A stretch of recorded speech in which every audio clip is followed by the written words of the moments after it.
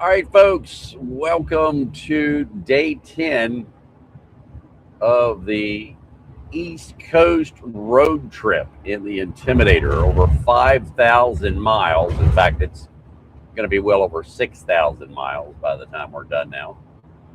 We are currently in Pennsylvania. Now, I'm on my way to New York, but I've got to make a stop on the way. And well, that's going to be a surprise. So I'll be doing a live broadcast tonight at 9 o'clock for the regular news broadcast. We need to talk about the U.S. giving a warning to Poland, NATO, and the Baltic states. Exactly what I've been saying for over a year. The U.S. is now recognizing that what I've been saying all along is true. So much so that they've warned Poland, Germany, and the Baltics of what is going on. So we're going to be talking about that tonight. Then after the broadcast, we're going to be doing some other crazy things with thermography and talking about, how to hide from a thermal imager, how to make a improvised thermal ghillie suit. So there is a lot coming up, and we're going to show all of that to you. Um, Racer, are you able to see the chat, or should we call a mod?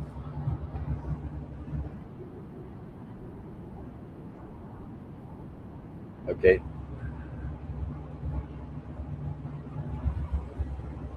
but we are live on YouTube.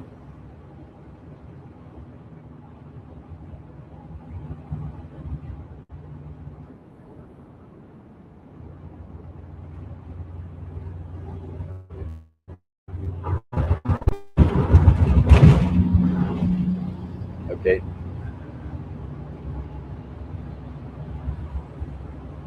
but we are live on YouTube.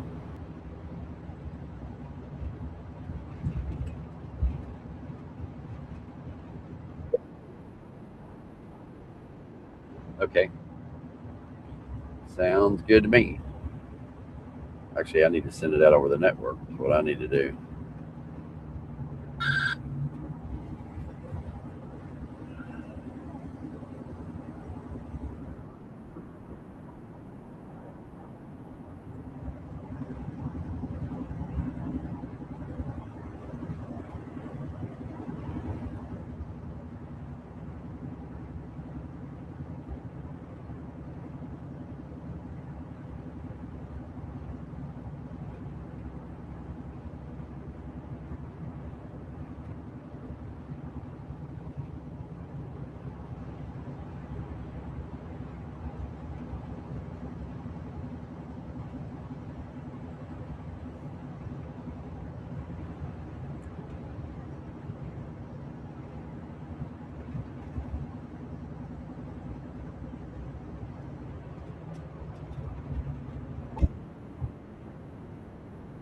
Yep.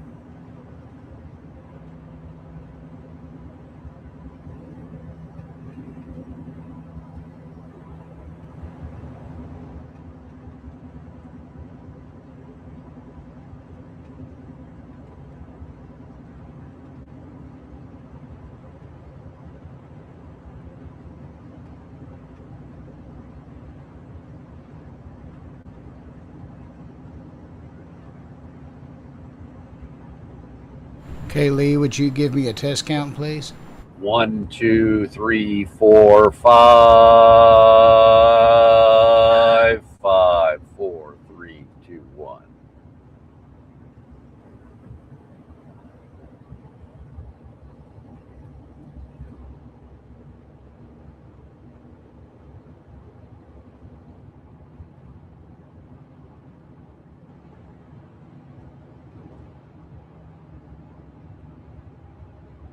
I'm actually starting to get my radio voice back the more I talk.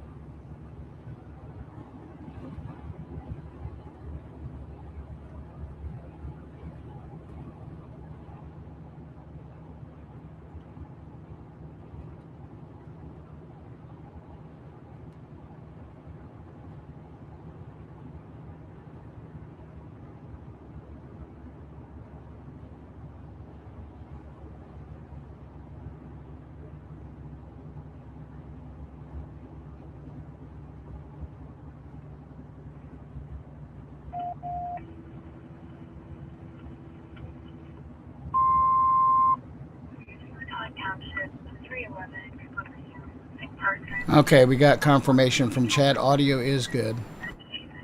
Sweet. Now I need to share this out on X. And I need to copy the link. Okay, we got confirmation from chat. Audio is good. All right. And right over to BS chat. I'll go.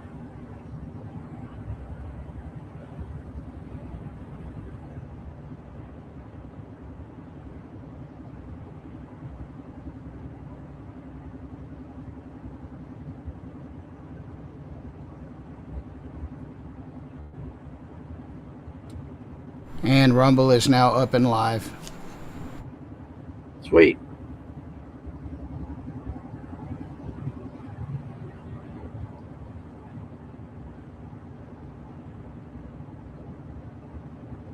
Now I'm going to warn y'all ahead of time. When we lose signal, we lose signal. The screen will break up. But do not stress because it will come back instantly.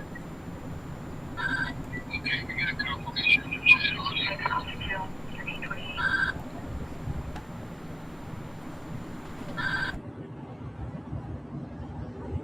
Well, not instantly, but as quick as possible.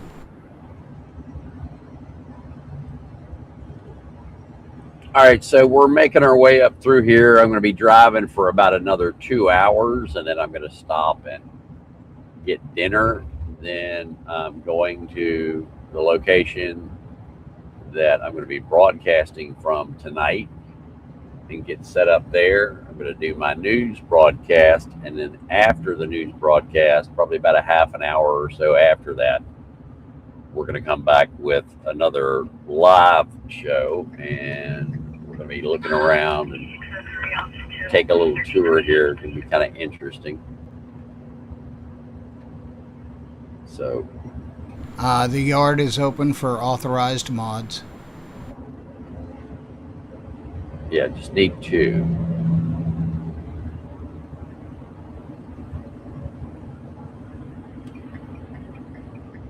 One or 2, actually. So, hope everybody's having a good day. Only got 33 in here so far. Everybody share this out on all your social media, please. And don't forget to check out and give us a thumbs up on the fireworks video. Yeah. Racer worked hard on that. Took me all night to upload it. You wouldn't believe it. It's huge. 14.5 gig.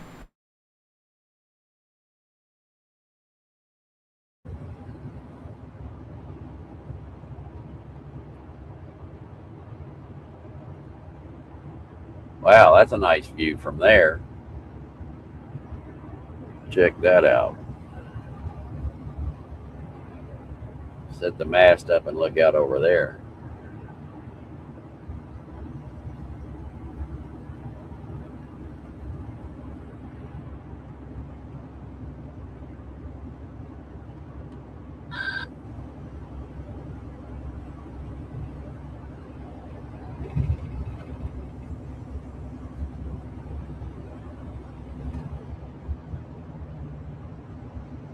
So years ago, right before Princess Diana died, I can't remember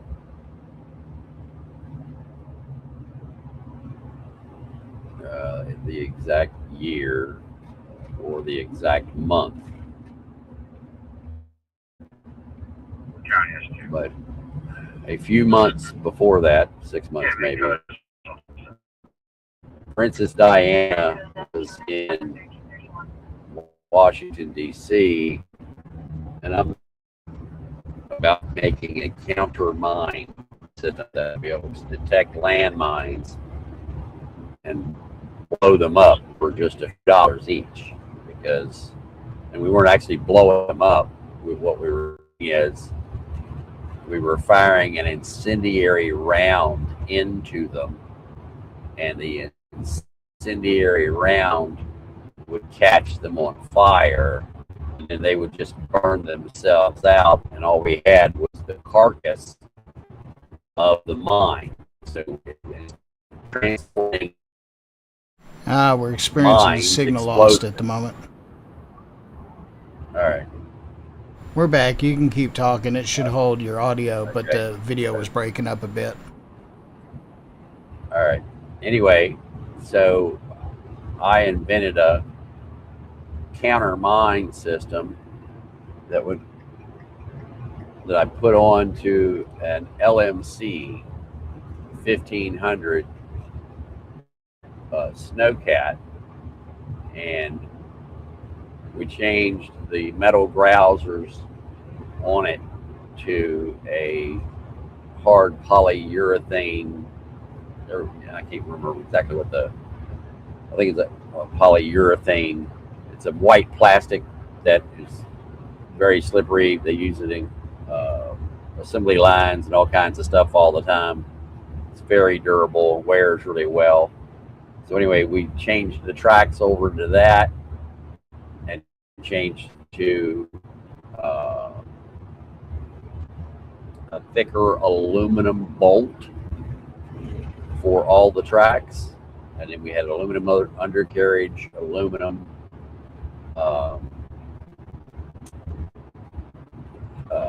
rims, and we had steel axles and steel bearings to try to cut down the magnetic field of the vehicle as much as possible, so as that if we in some way, shape, or form missed a magnetic mine on the detection system, we wouldn't have enough of a magnetic signature to set off a magnetic mine. So, because we were designing the vehicle to attack any kind of mine that was out there, whether it be anti-personnel mine, claymore type mines, any type of explosive, we were setting this vehicle up to be able to do that. And it would also operate in very soft conditions. So it could operate on beaches, marshes, on top of the snow. It could still look for mines, and work even better in the wintertime, but not so much with snow on the ground.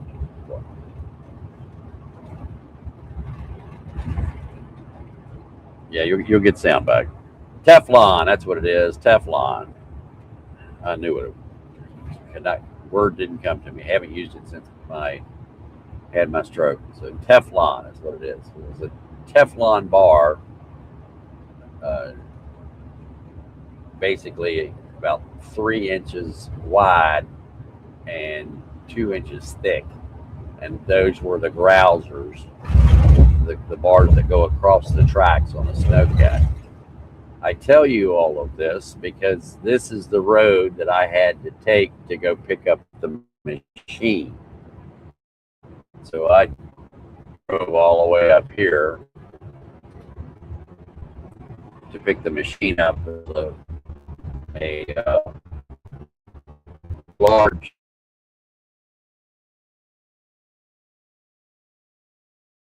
Oh, I think we lost the signal for a second there.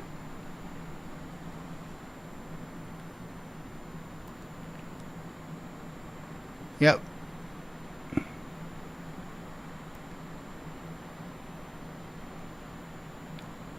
Yeah, we experienced a loss of signal there for a second. As soon as he comes back, we'll get it. Oh yeah, we can completely lost signal there. Yeah. And we should be back momentarily. Yeah, y'all bear with us. We're doing massive data changes. And let's see. There we go. We should be back in just a few moments. And we're back. There. Let's see if we're back on YouTube. Yep. There we go. Sorry about that, folks. Like I said, he's in an area where signal is pretty scarce. Yeah. Deep valleys, few towers.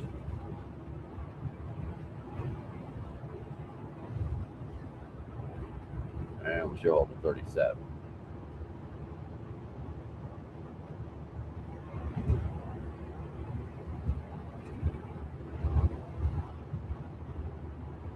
I wonder if there's a way we can automatically put up a screen that says "Stand by." We're in a poor signal area. We'll return shortly. Yeah, I'm working on that right now. No, but I'm saying, is there a way that it can detect that automatically, that it's lost sync? I'm writing the code for it as we speak. All right, you're the man.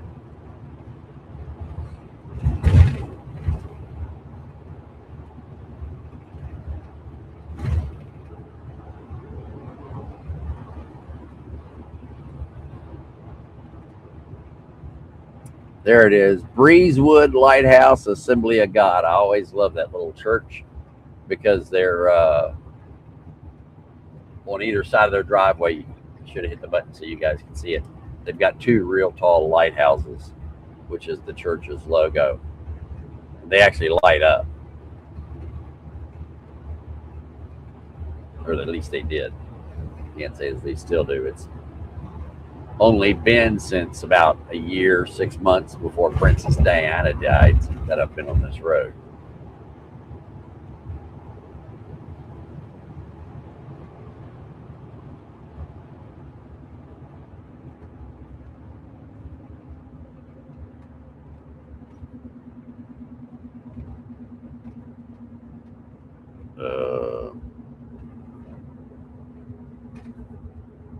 You guys have no idea how hard it is to maintain a 4K symbol on a 4K signal on today's infrastructure.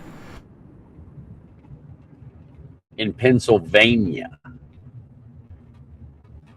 We're not in New York or Washington, D.C. We're driving through the mountains of Pennsylvania. 1080 would be one thing. 4K, that's a different animal.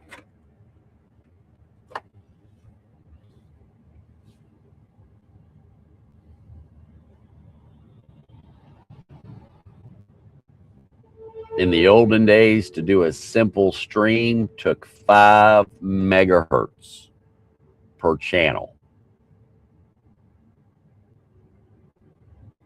That would be bandwidth on a UHF microwave radio, stuff like that. Wow, getting some crazy interference at that intersection.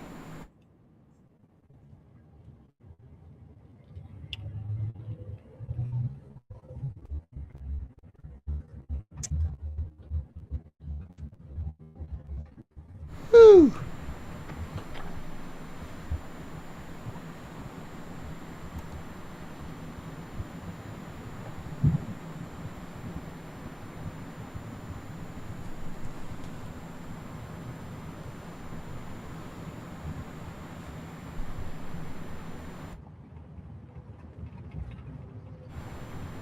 Gonna try to bump up the signal a little bit, but yeah, they got terrible internet over there.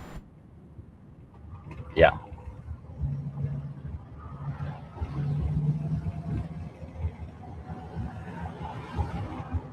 Well, we'll be on Starlink tonight, so.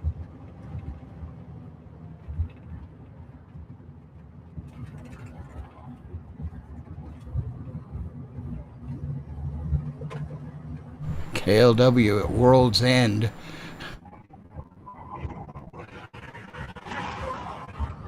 I could try an experiment. Oh, we've been at more.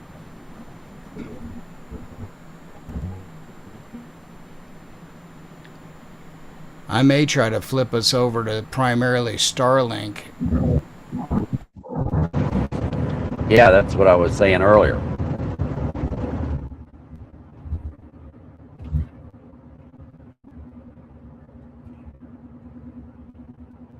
If you want, when we got Once I get signal back, I'll give it a shot here.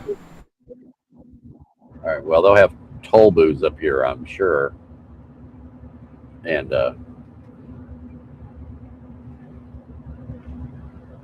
when I get there, I can pull over and stop, and you can swap it if I got good signal.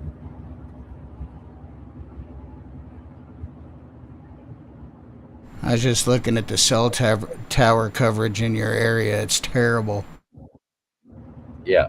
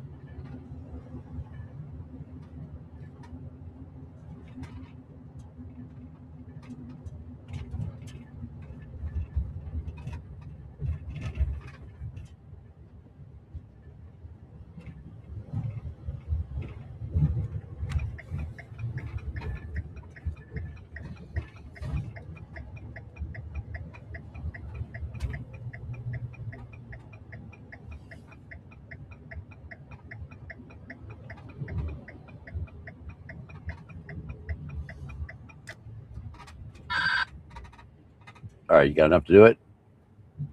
Okay, I'm going to make the switch. If we lose it, I will call you. I'll stay here.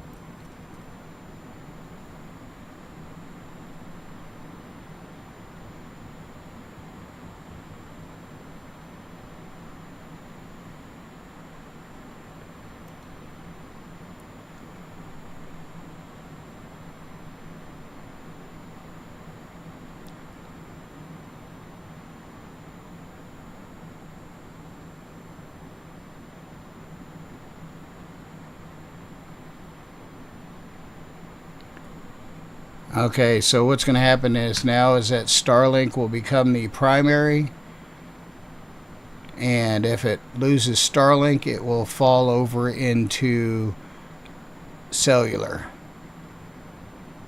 And Starlink's not looking too hot, but we're trying.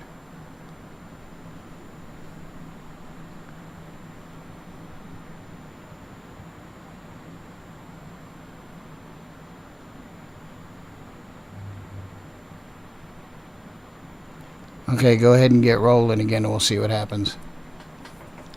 All right, so I'm in. All right.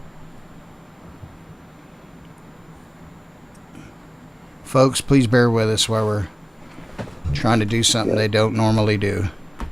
Yeah, that's what we always do. If it's been done before, there's no sense in us doing it.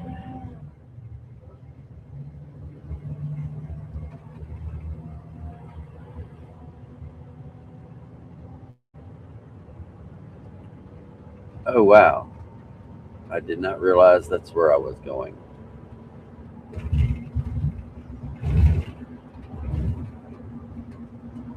All right, is it working? Kinda, yeah. Getting a little bit of breakup though. Well, you got pole lights and stuff. That was interesting.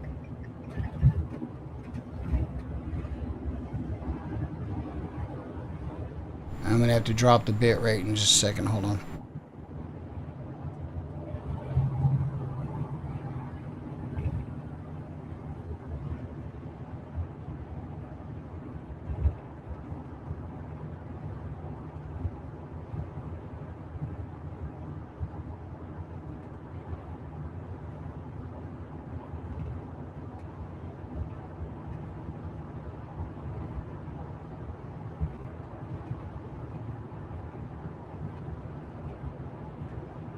I'm watching it. It ain't that bad.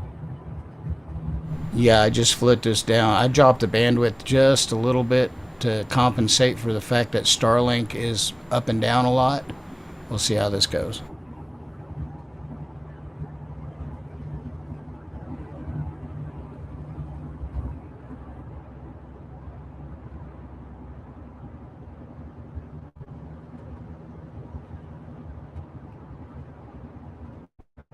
Okay, so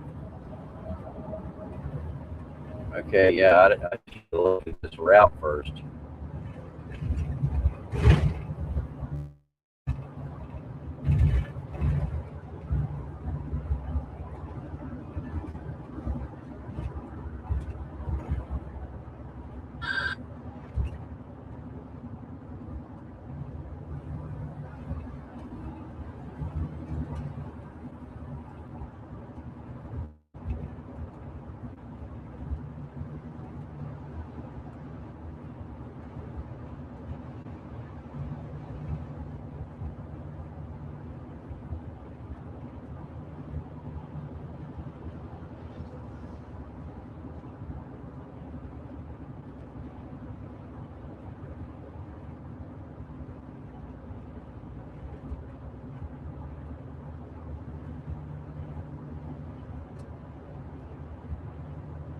Yeah, there's a couple spots it's cutting out here, but that's fine. I'm going through ravines that are cut into mountains with embankments going up that are almost straight up on the sides.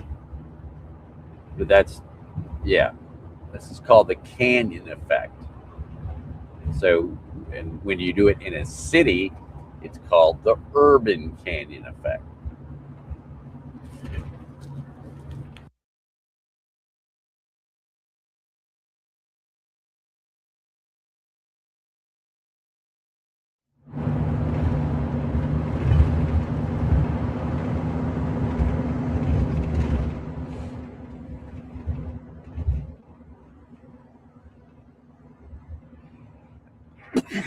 Excuse me.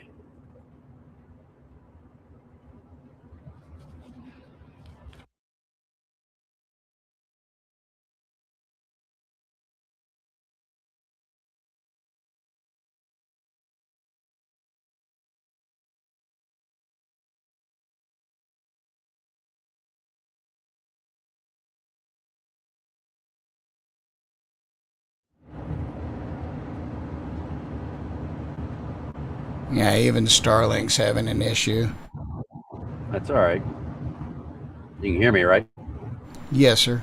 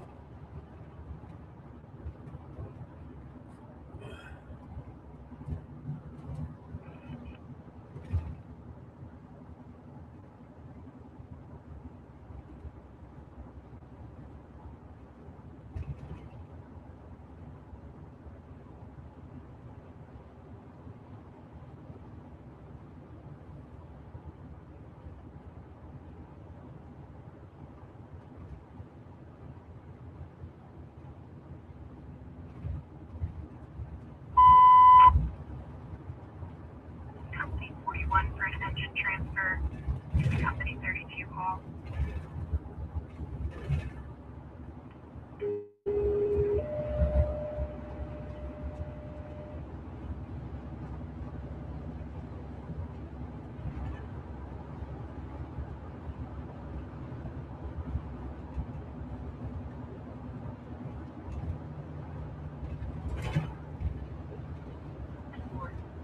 Welcome, Mother. I see you in there.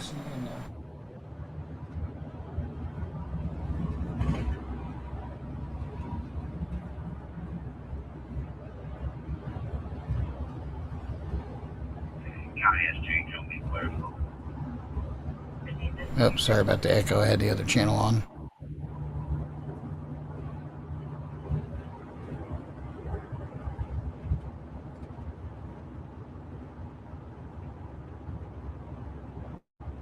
Okay, so technically now you're running on solely Starlink. Yes, sir. I still think we need to get that performance dish. Yeah, well, how much is a performance dish? 1,500. Okay.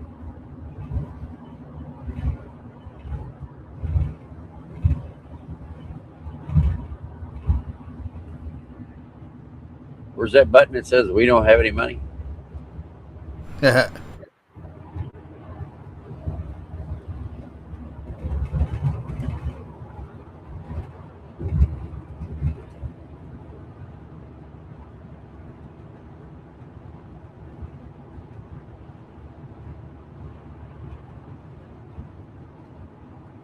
right, so yeah, I'm only going to be with you guys probably about another hour and 15 minutes or so.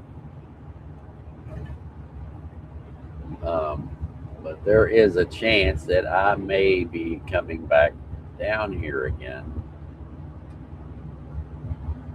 And the reason that I say that is because there's a facility down here that I'd like to get a video from. Welcome, Storm. It's a chance that Hello, Racer. comes back. Oh my God, she's back. Hey, Lee. How are you? I'm doing fine. How about yourself? Good. How was your 4th? We had lots of rain. Did you? Yeah, but it was a good time. So did we. Yes. So did we. Yep. Yep. But the fireworks display was gorgeous. Okay. Glad you liked it. Yes. Did you see the one that we just uploaded, or you saw it live? I watched it live when it happened, and then I Okay. did watch the link this morning. Okay. All right. I need to get everybody to share that out. So if you haven't seen that yet, you should. Somebody drop that in the chat, please. Um, yeah, that was good there. Yeah, very good. And you're on the road again, I see. Yes, I'm on my way to New York, Oh, upstate New York, but I've got to make a stop and stop. In fact, I've got a lot of surprise stops for you guys this week. In fact, I've got so many surprise stops this week. I'm not even going to get to where I'm going in New York until next week. wow. Yeah. Remember, I told you guys I had 75 places to go. And I'm behind because I've been on the road for 10 days and I haven't been 10 places. So I got a lot of work to do this week. But you guys are going to get to enjoy it because, well, it's going to be stuff you've never seen. My goal is to actually show you things that nobody has ever seen. I'm looking forward to that. Yes, I think everybody should be. Yes. If they're not, there's something wrong with them. And hopefully you're going into some cooler temperatures going north. Yes, yes, thank God for that. You gotta 103 love DC's degrees. humidity. Excuse me? You gotta love DC's humidity. Yeah. Well, Yeah. other things that I've found in DC that are now traditions that I had no idea about that I don't love so much. So it's going to change parking arrangements in the future. That's Oh, for sure. Yeah, I found out that a lot of these, how shall we say, folks coming into the country from other places, um, they tend not to use porta potties because they don't know what they are, so they use dumpsters instead. oh. And then the high heat. Oh, that must have been Oh, just lovely. it was wonderful when I was parked right beside the dumpster. It was, yeah. So I will never park next to a dumpster in Washington, D.C. again. Oh my God. I don't care what the shot is. Wonderful time. And then the best part was when it rained, the dumpster had holes in the bottom. Yeah. Oh, so there's just Yeah. more. Yes, it was. Yeah. Yeah. Good times. Let's just say the van was there. I was not. Company I 41, stood at a distance wheeler from the for van. engine transfer into Company 32 Hall. Upwind. Company 41, Oh, wheeler definitely. for engine transfer into Company 32 Hall. All right. What's going on in the chat? 53 people in here. Welcome, folks. We're giving you guys a tour of Pennsylvania. Yeah, you're probably an hour east of me. An hour east of you. Oh, okay. Oh, so you know this neck of the woods then. A little. Okay. Yeah, well, I should be going north here in another couple miles. I had to drop the resolution just a little bit to accommodate for all the hills and the Starlink. That's all right.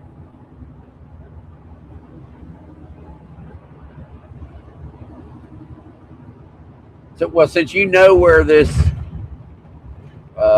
you know this area a little, do you know where Horseshoe Curve is? I can't say I do. Okay, then never mind. I can look it up for you. Well, I was trying to find out how far that is from Altoona.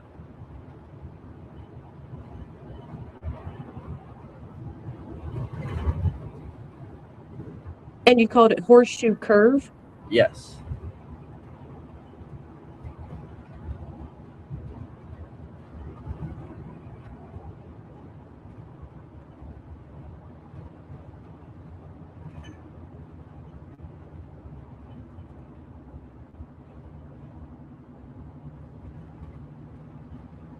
They're approximately 2 hours and 20 minutes apart. And that's Horseshoe Curve is to the west of Altoona. Yes. Okay, well, we will not be visiting there then.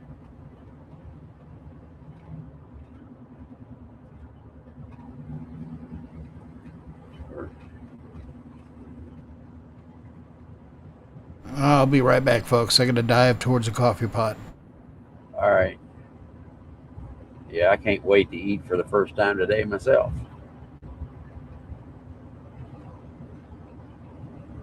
I'm going to be doing that here in about another hour. Altoona.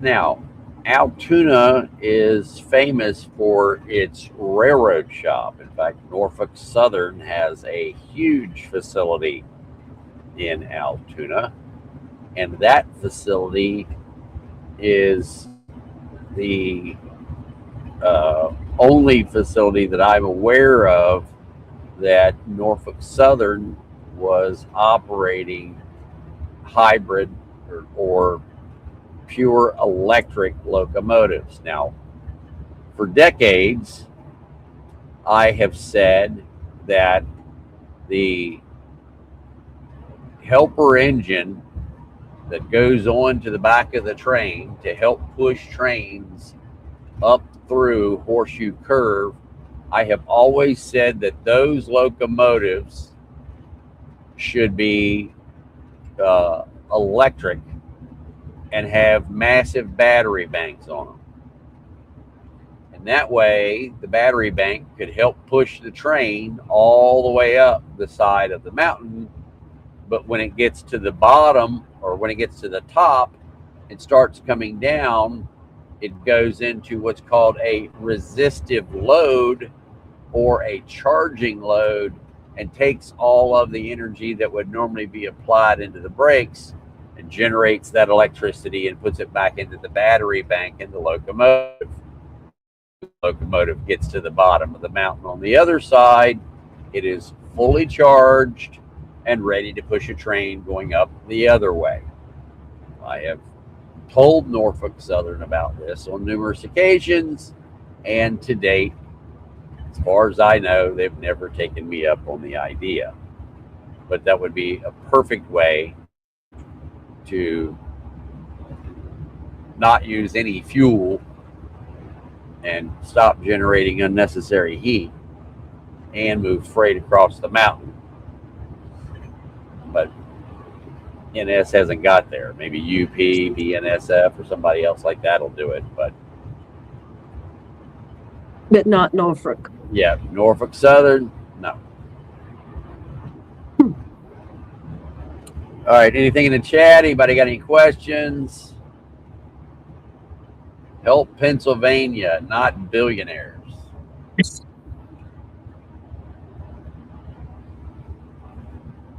Yeah.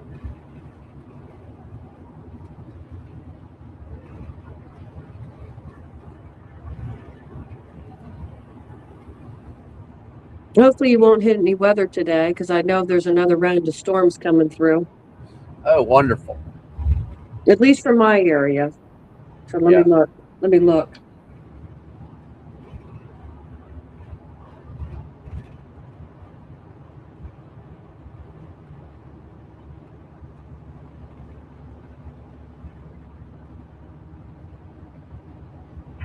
You're due for a transfer into Everett. Yeah, it looks like there's scattered storms all over northern Pennsylvania. You'll probably go through. Yeah, it wouldn't be too bad. 41, you're due for a transfer into Bedford. Or correction, you're due for a transfer into Everett. Company 41, you're due.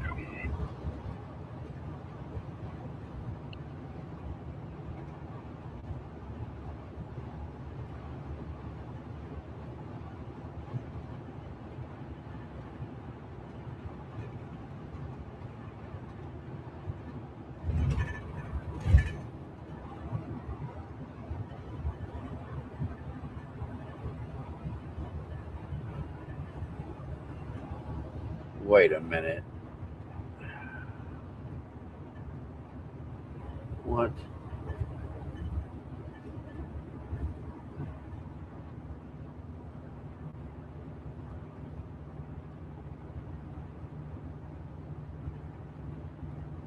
Stream looks pretty good, nice and clear. Yeah. Well, something just went absolutely wrong here With the vehicle or stream? with the mapping. Oh.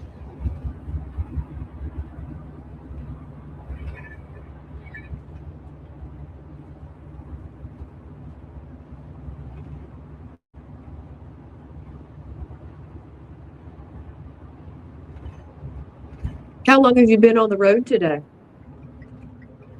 A couple hours, and I was only an hour from where I was going, and my GPS just told me I'm now 2.5 hours from where I'm going.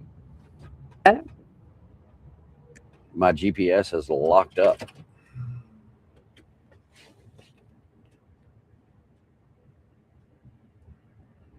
Are you okay, Lee? I see you pulling over on the side there. I got to figure out what's going on. What's going on? Yeah, the GPS just locked up or has been locked up. I was an hour away from where I was going, and it's now telling me I'm 2 hours and 15 minutes away. Okay, copy that. I'm on a phone call, but if you need anything, holler. All right. Thanks. All right. Head southwest on I-70 West, I-76 West. Oh, great.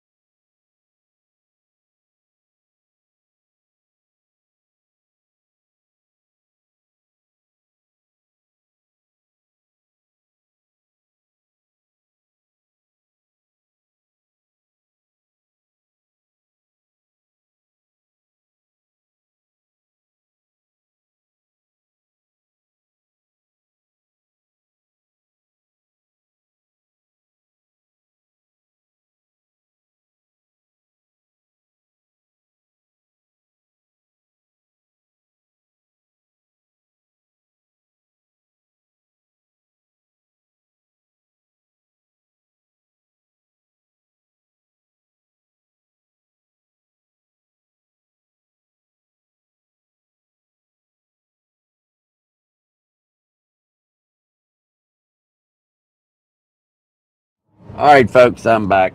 As soon as I get a break here, I'll jump out on the interstate.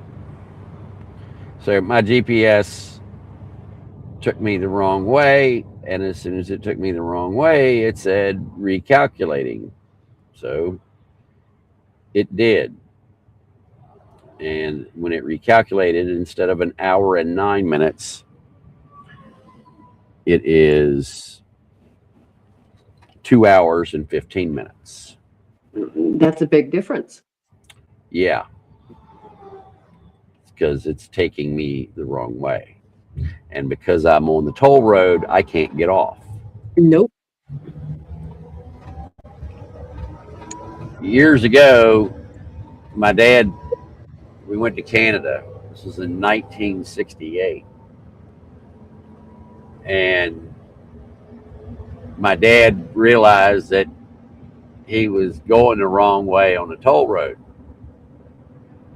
Well, he's a farm boy from Virginia, and there was a cut across. So he turns around and goes back to the toll booth and gives the guy the ticket. And the guy says, "Where'd you get this from?" My dad said, "Right there, about 5 minutes ago." That guy wasn't happy. "You can't turn around in the tollway." He's like, Well, what do you mean you can't turn around? I did. I got to go this way. What I owe you? Get out of here. I wonder how that would work today with the easy passes. If you Oh, did that, it would bill you for both sides. probably yeah, both sides. Yeah. Yeah, it would bill you on both sides. Do you Yeah. have easy pass, or do you have to? No, I don't. I probably should get it. Hey, Lee, are you going west or east? Shut up.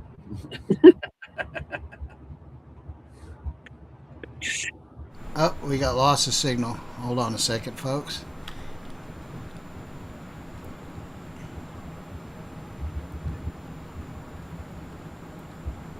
Now I can finish working on that loss of signal sign. Give me just a second. Oh yeah, you got an extra hour and 10 minutes to work on it. I thought this was going to be a 2-hour stream. It's now we've got another 2 hour and 15 minutes in the stream. And we get to video this section of the beautiful Pennsylvania Turnpike twice.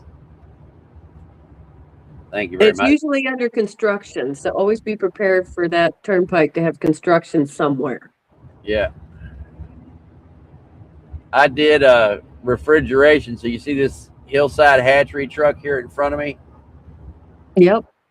Well, they had to have a truck that would haul peepees out to poultry houses, and the peepees were in the truck alive in racks, but it had to blow air and circulate fresh air and keep that air at an exact temperature while the peepees were riding in the back of the truck. Oh, we got a race boat coming by right here. You can see the bottom of it. It's like a Miss Budweiser kind of thing. And so I designed a battery bank system that is that while the truck was driving down the road, it was generating electricity going into my battery bank, and my battery bank ran the air conditioning system in the truck, so is that they didn't have to have a generator on the truck anymore. And it paid for itself in the first 2 years. Nice. And then after that, it was, ooh, that's somebody. You see the black can antenna on the back in the middle? Yep. I'm not saying anymore. You know what that is, don't you? I do. Okay.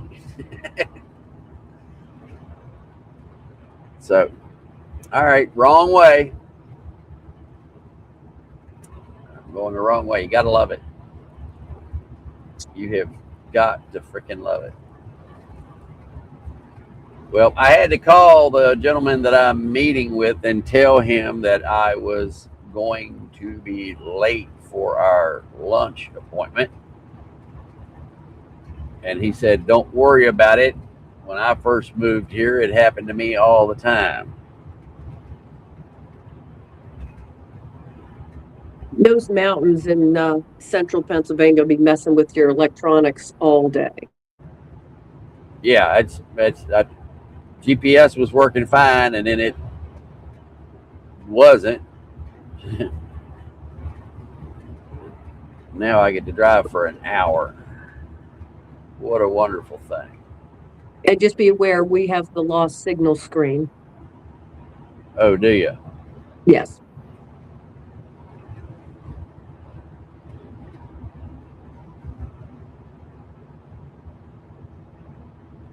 Yeah, we still have good sound with you, but no picture yet. Yeah.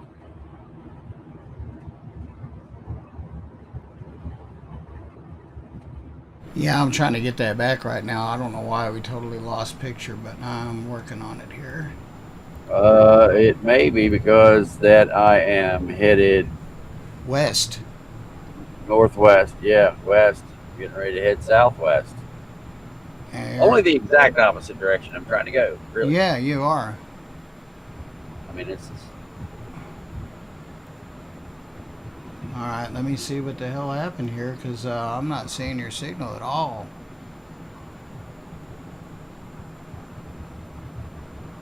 Oh, OBS on your end. It crashed. Let me restart it.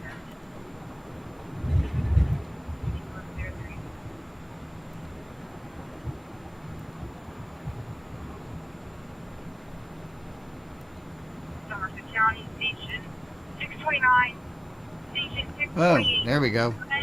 There we go. Looks good. 500 fire department. Can you give it back to me on the front? 63 Junior Street, New Baltimore. Go around.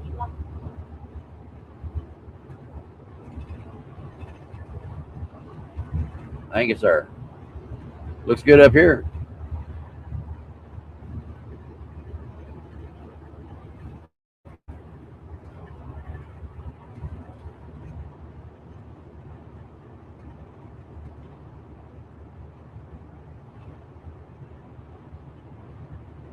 Yeah, that's wild.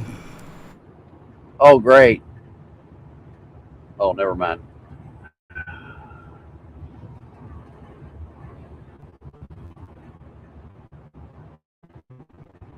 Oh my God, are you telling me? You're broken up, Lee. Yeah, we're even. Yeah, I'm all broke up. That's for sure. Yeah, I'm all broke up. I don't understand this thing. The farther I drive, the more time it adds.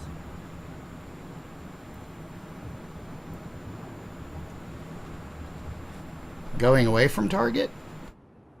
No, I am plotted to there. This thing has said 2 hours and 10 minutes since I reset it. I've been driving for more than 10 or 15 minutes since I set it, and it still says now 2 hours and 8 minutes.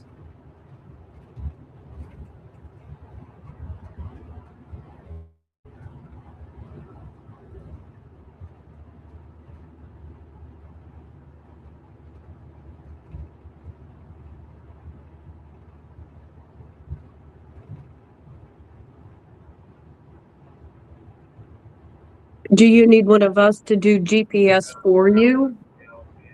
I just send you text I don't know. updates? I mean, it says it's working, but the time is not going down. It still says. I mean, when I reset back there, it said 2 hours and 10 minutes, and it has now only dropped. It went back up a few minutes ago, and now it's dropped back down to 2 hours and 7 minutes. So I have no idea. Is it the type that would divert you if there was an accident ahead? Yeah, it would, but it gives me the option of that. Oh, okay. It says there's an accident. Do you want to divert?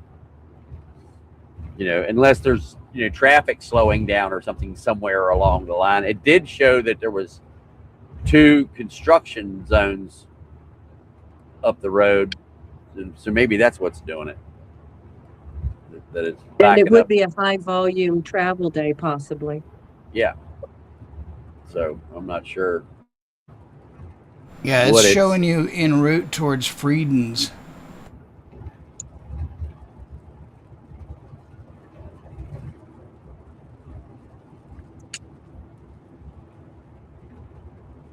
Yeah, well, it says I got 21 more miles on the toll road, so I can turn around and get back on the toll road and drive this 40-some miles again.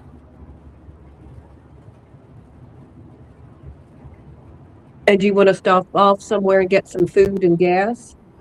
No, because I've got a lunch now, extremely late lunch appointment that the guy is waiting for me there. Oh, he's waiting. Okay, so it's more like dinner. Right. It's dinner versus lunch. That's why this is pissing me off. He's getting hangry. Has He's done getting hangry. Yes, I'm hangry. Damn it. Wait a minute. Oh, no, you can't get through there. Yeah, just for verification, you are traveling west on 76. Yes. No, 70.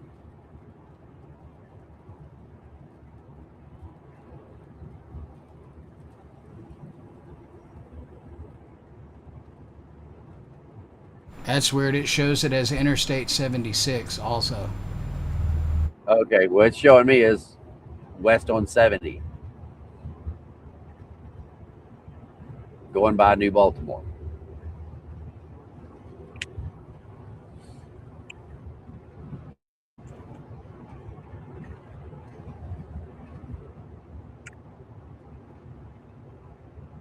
And so, however long ago I pulled off, it's now shown that I've. Back then it was 2 hours 10 minutes, 2 hours 9 minutes, and now it says 2 hours 5 minutes. So, oh well, it is what it is.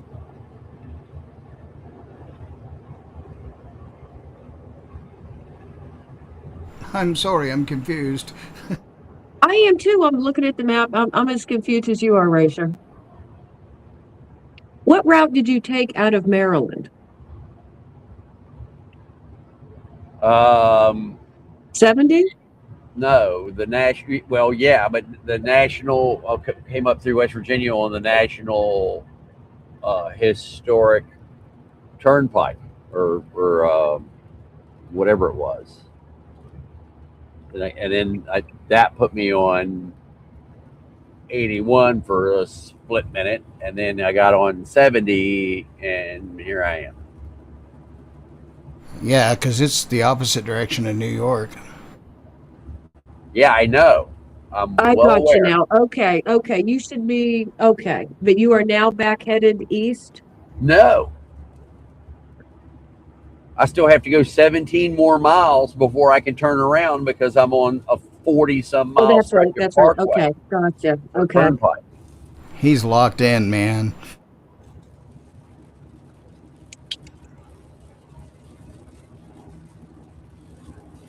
And it didn't say anything until it already had me here. Okay, so you're probably going to be turning around in Bedford. Yeah, I have no idea. That's my guess. The first place I can. Or Everett.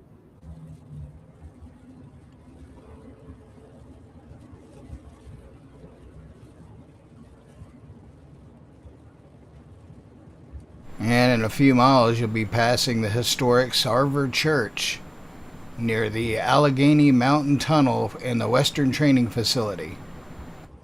I'll bet you I'll lose you going through there. Oh, absolutely.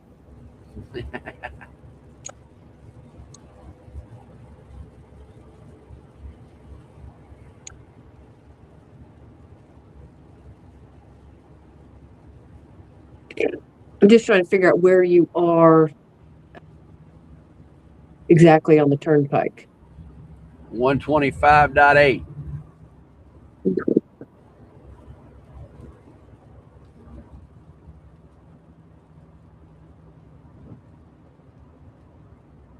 $16 miles from 110.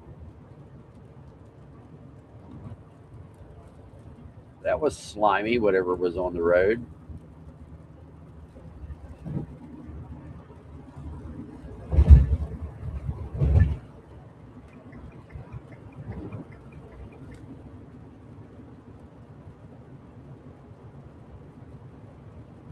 Yeah, I'm almost up here to the tunnel.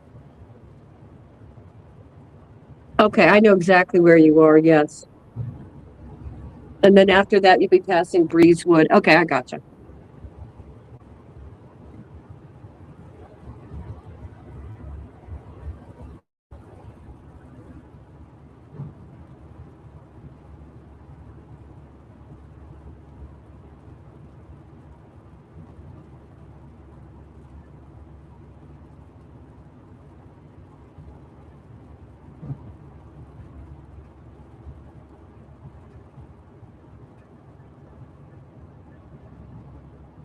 Well, the Intimidator's so heavy and the hill is so steep, I can watch the gas gauge drop.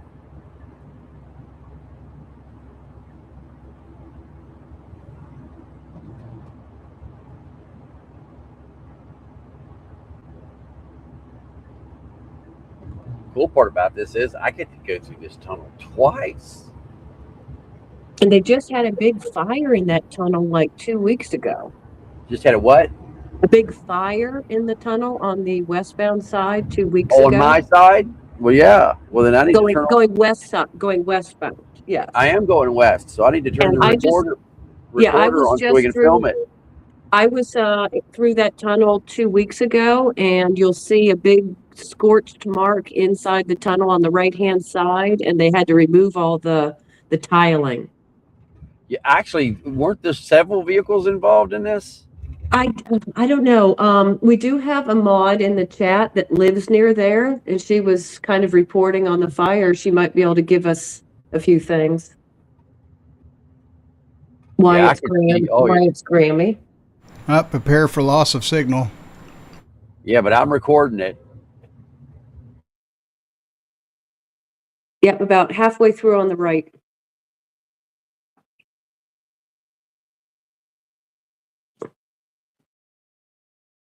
My signal lost screen works.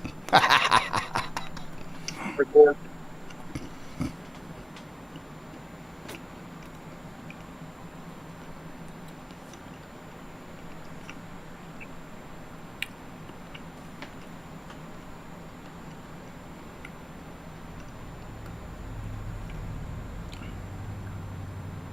I do like your signal lost graphic.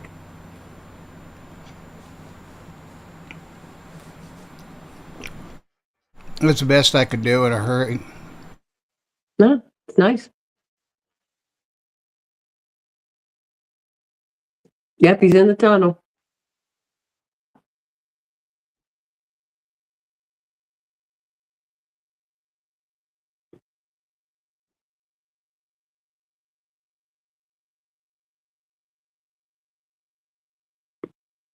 So he can make a turnaround at the next exit. Major exit is going to be Bedford.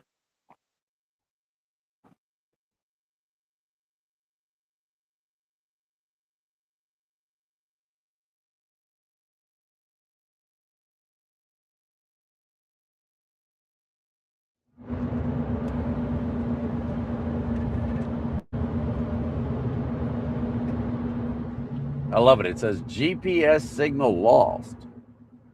I wonder why. See, I can cut around right there. I've got tunnel vision. But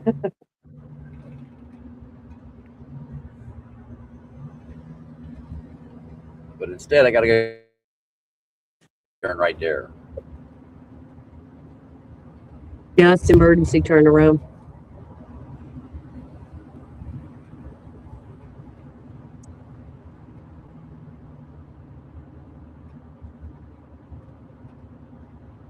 Yeah, you'll get off at Bedford. I'm getting off as soon as I can. It's going to be Bedford.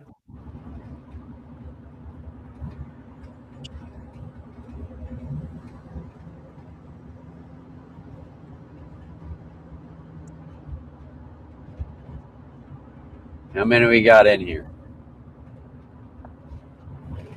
59. All right. Well, it's growing. It's getting better. You guys are getting a tour of parts of Pennsylvania we had no plans of going to in any way, shape, or form. Yeah, you literally are like a mile or an hour from me.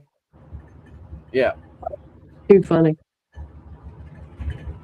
Okay, Wyatt's Grammy posted on June 5th, approximately 150 people from nearly 80 vehicles were evacuated from the tunnel and transported by bus to one of the local maintenance sheds during the controlling of the fire.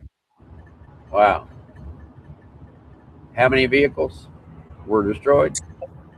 It doesn't say that, but there were 150 people that had to be evacuated, and 80 cars were in the tunnel at the time. Wow.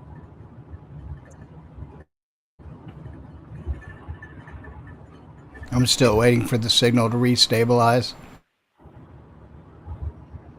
Well, I'm out in the middle of nowhere, dude. I should have perfect signal here.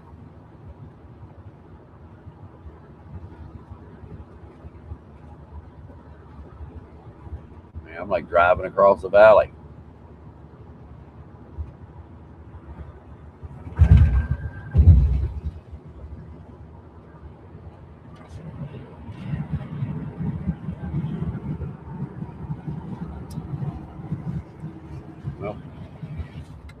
Thank God I didn't have a bunch of meetings today and only one. Well, it doesn't look like the turnpike traffic is very heavy. No, it's not. I just got to get used to it. Well, actually, it's 70. I could be going faster here. Used to being in 55 back there.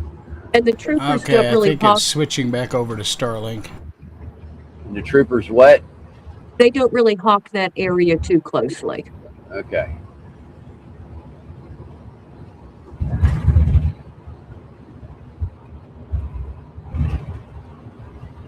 Well, if that's the case, I'm going to XP-diddle.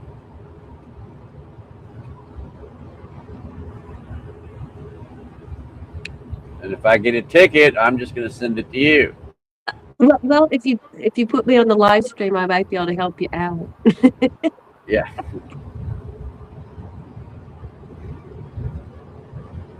The system's switching back and forth between cellular and Starlink radically. That's because of all the bridges. And I'm going so fast now, the signal has a hard time keeping up.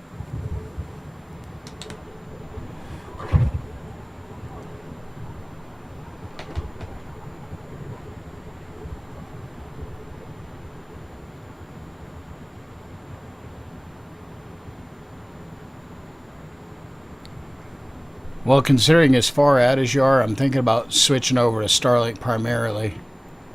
Yeah. That's what I would do. That's why we bought this thing. Okay, I just killed T-Mobile, so we should go back to straight Starlink.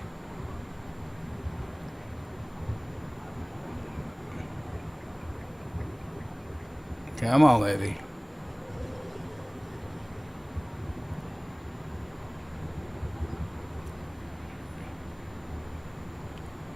Even Starlink's only getting about 2 meg up right now.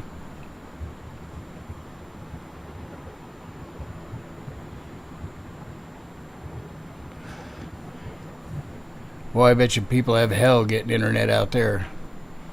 Oh, yeah.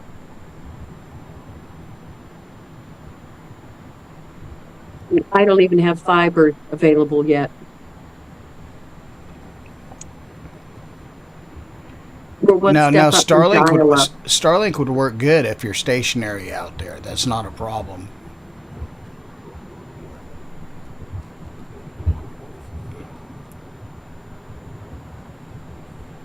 Folks, please hang with us while we deal with these issues.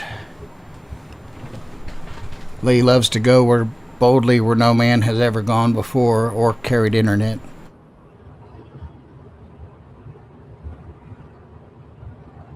Yeah, it looks like I'm getting into some heavy rain out here in front of me.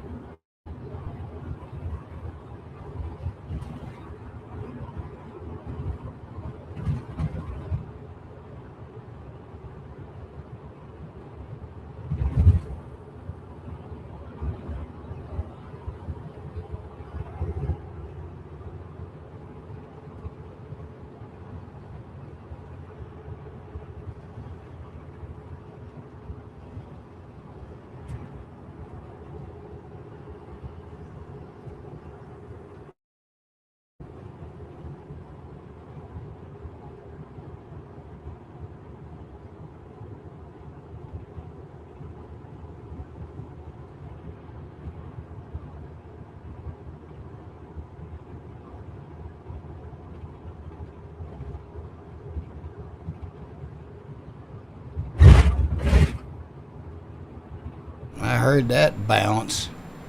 Yeah.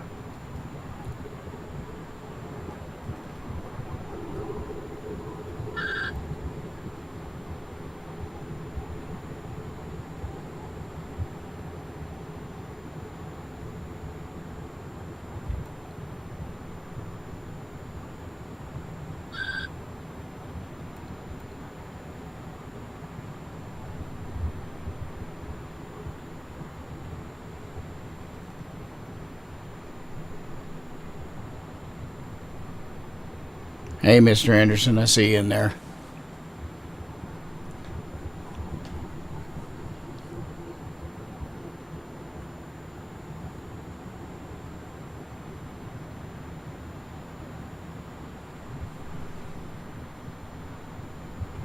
All right, I'm pulling into this service plaza.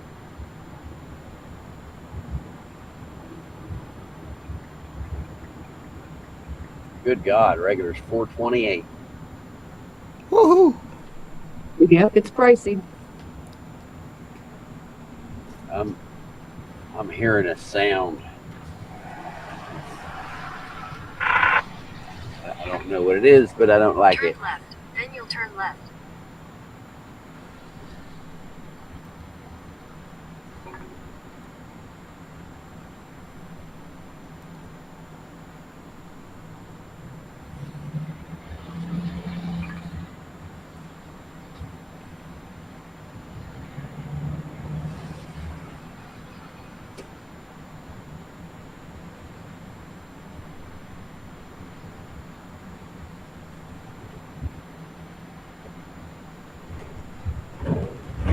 All right, I don't hear it anymore, so we're back to the old rule of trucking.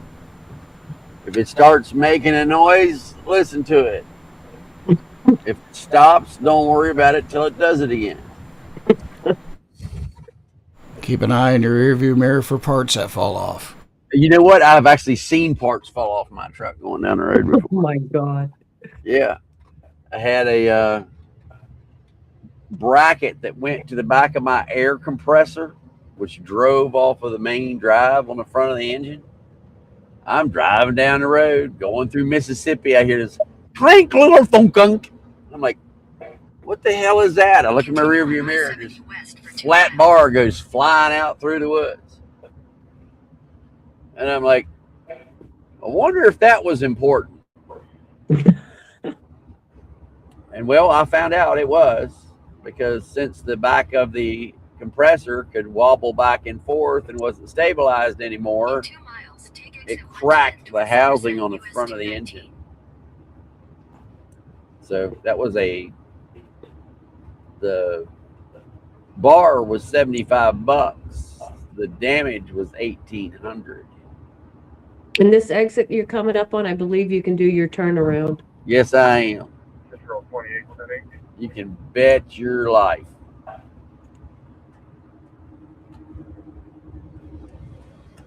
I have had enough of this. Welcome to the PA gas tax, Wyatt said. Yeah. Pennsylvania, headlights on while driving in rain? Yes, Okay. and through the tunnel. Oh, I didn't know through the tunnel. Uh-oh. Yeah, there's a sign at both entrances. Keep your lights on in the tunnel. Okay, yeah. And it used to say, I'm not sure if it still does, but you used to also have to take off your sunglasses. Oh, really? I don't know if it still says that. I don't read the sign anymore because I've Oh, driven through it wow. so I'm many here at times. the Flight 93 Memorial. Holy shit. Okay. Then I am going to have to come back. The Flight How 93 far is Memorial. this? Huh? In Shanksville, In half a mile, Yeah. take exit 110. where the plane went down in Pennsylvania. Yeah. Yep, he's right near it. Yep.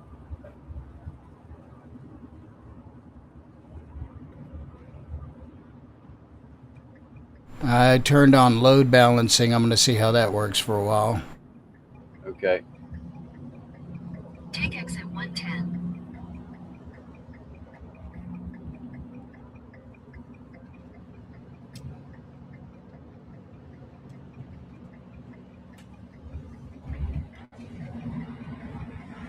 Get to see how many more times this thing can get me lost.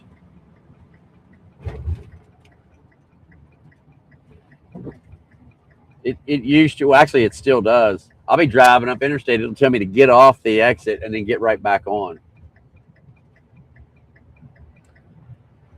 And I'm looking at it going, I know where I'm at. I don't need to get off at this exit. And then I'll zoom out and see what it's doing, and it just wants to run me down to the stop sign. Oh my God. So I can go straight across, come back up. It did it to me 2 or 3 times before I figured out that You know what? You're doing this regular now. We're done. I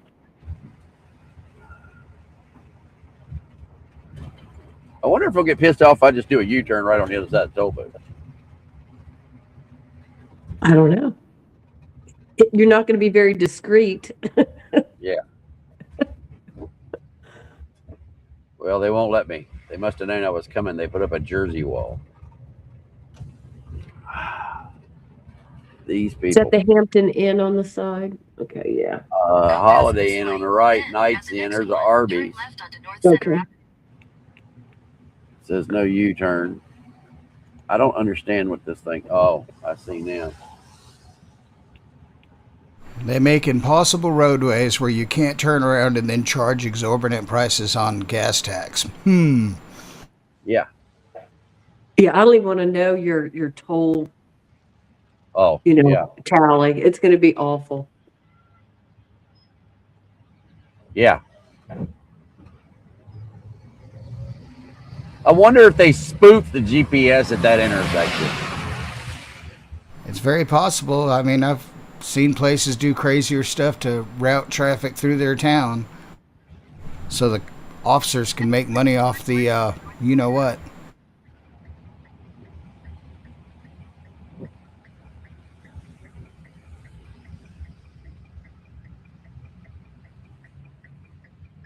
Well, after the rain, it's a little cool.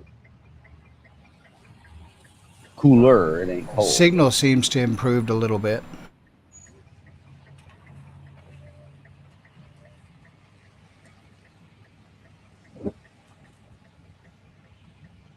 Do you have a thermometer on the Intimidator to tell you what it is outside? No, the only thermometer I have is the one that tells me the battery temperatures, which says it's 83.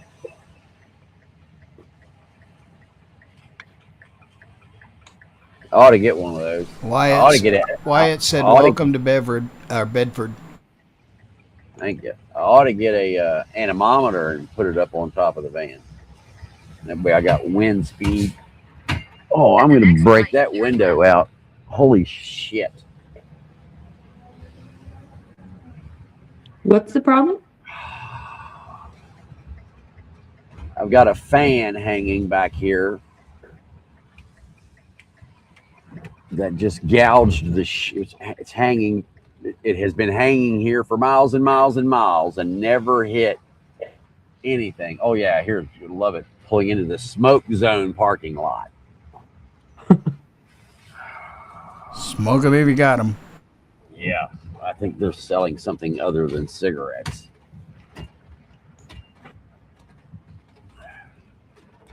Anyway, this fan just gouged the hell out of my window tint.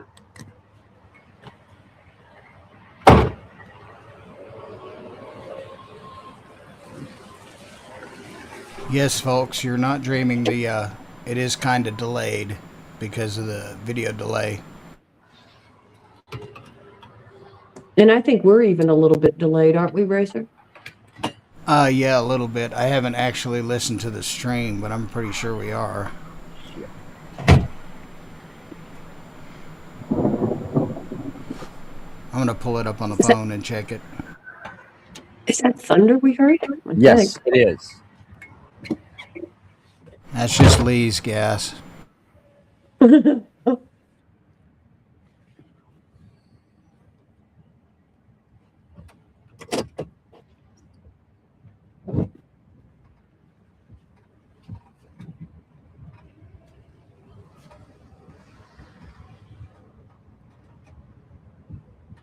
Audio timing mark. Mark. With the thunder.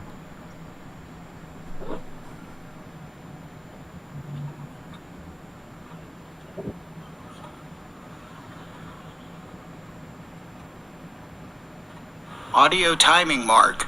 Mark. Yeah, there's a bit of delay. Residents refusing to leave.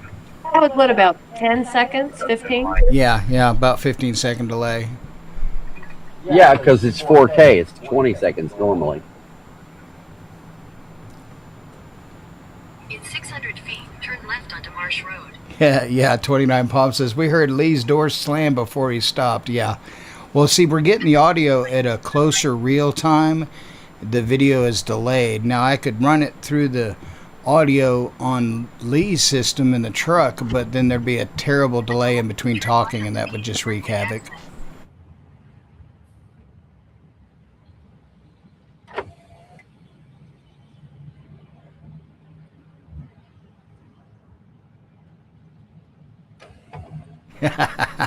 Steven from Mississippi said Planet Lee is a gas giant like Jupiter.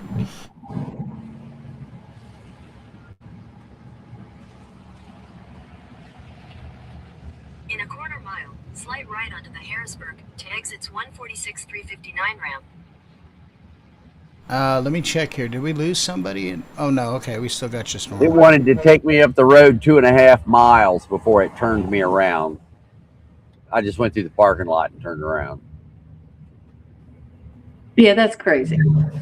Yeah, I don't know what's going on with the GPS. Google does that. I think people pay Google to route traffic around certain areas to increase business thorough traffic. I mean, this is... It sounds like your thought got cut off. What were you saying about increasing business traffic around certain areas? Shut up. Slide right onto the Harrisburg Why ramp, is... then merge onto I-70 East.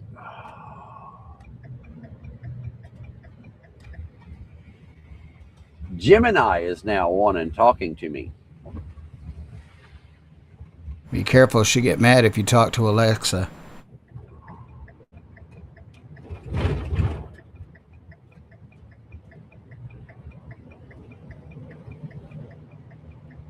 Yeah, just remember, Lee, when you get into New Jersey, you can't even pump your own gas. Yeah, I found that out. And they have those weird jug handle left turns. Oh, yeah, I found out about those too. East for 35 miles. Years ago, I took out a state police sign turning in one of those with a tractor trailer.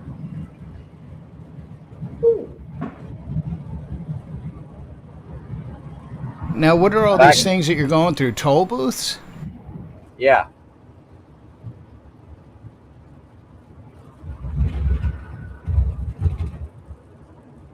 I need to get you back up to speed so it'll blow the bubbles off the front camera.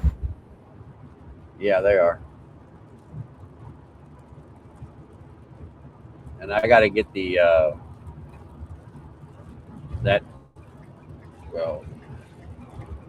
we've got to get a 4K monitor 1446. for the back so is that the video coming out of the NVR can be 4K going straight into the server so is that everything's synchronized again.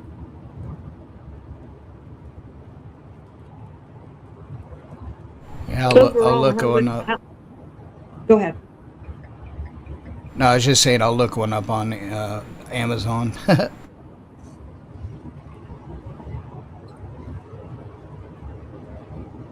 Are these 24-inch monitors or 27? The ones in the back of the van, they're all 24s. Okay. All 6 of the ones on the wall are 24s, and I think the one that's on your NVR Right, is a it's identical. 27. Okay. Well, Testing station 48.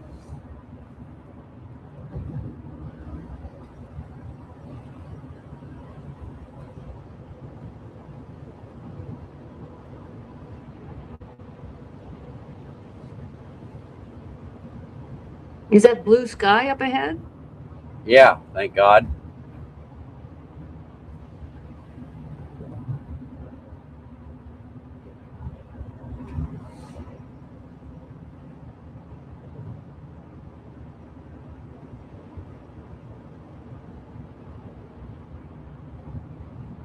Jesus, I'm looking at the prices of 4K monitors under 40 inches. Oh,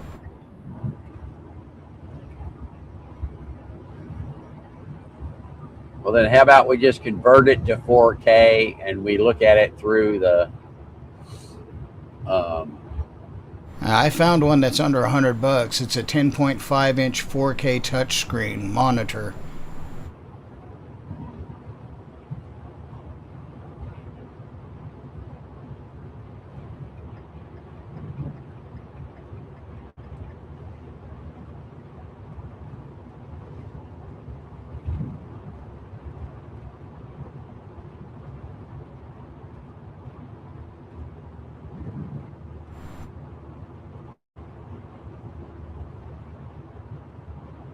Now, are you about to go back up the same path you just came through? Yes, sir. For the Okay. next 40 miles. All right, so we'll see how this load balancing setup works.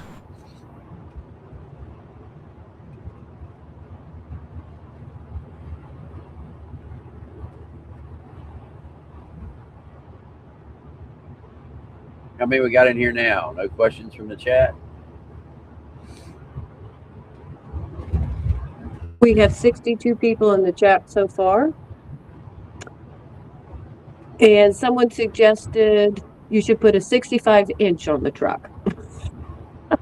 Yeah. Where would I put it? Yeah.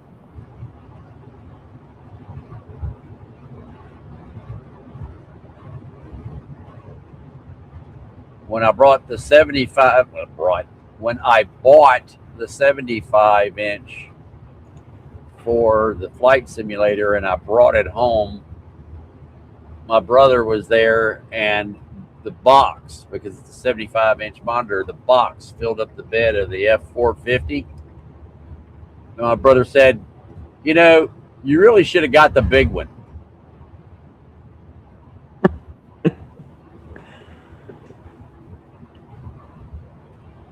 And how big was that one?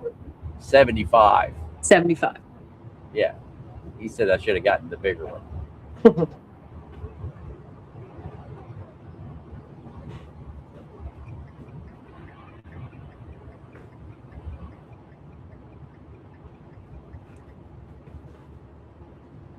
Patricia Butler is asking if you got some rest yesterday.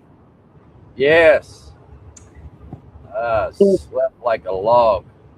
I went to bed last night as soon as Racer got done editing the video. When was that, Racer? Like 10 o'clock my time? 11 o'clock my time? And I stayed in bed until 10 o'clock this morning.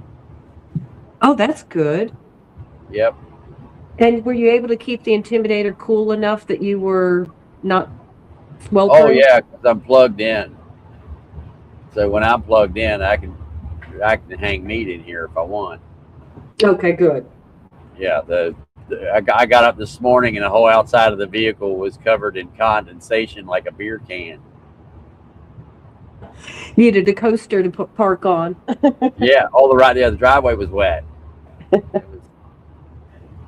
I was definitely pulling moisture out of the air.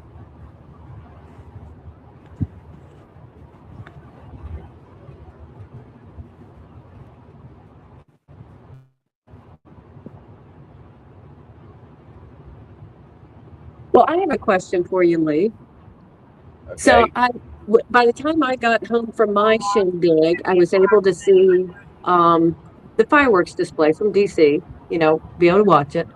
How was it sound-wise live? Unbelievable. Because it looks just amazing. It was like a war zone, and large shells that would go off, it would vibrate the insides of the door in the Intimidator. You could hear I'm so jealous. The door would vibrate. And the screamers, those fireworks that have all the screamers when they set them off and then they scream for about 5 or 10 seconds, they must have set off a couple hundred of those shells for about a minute.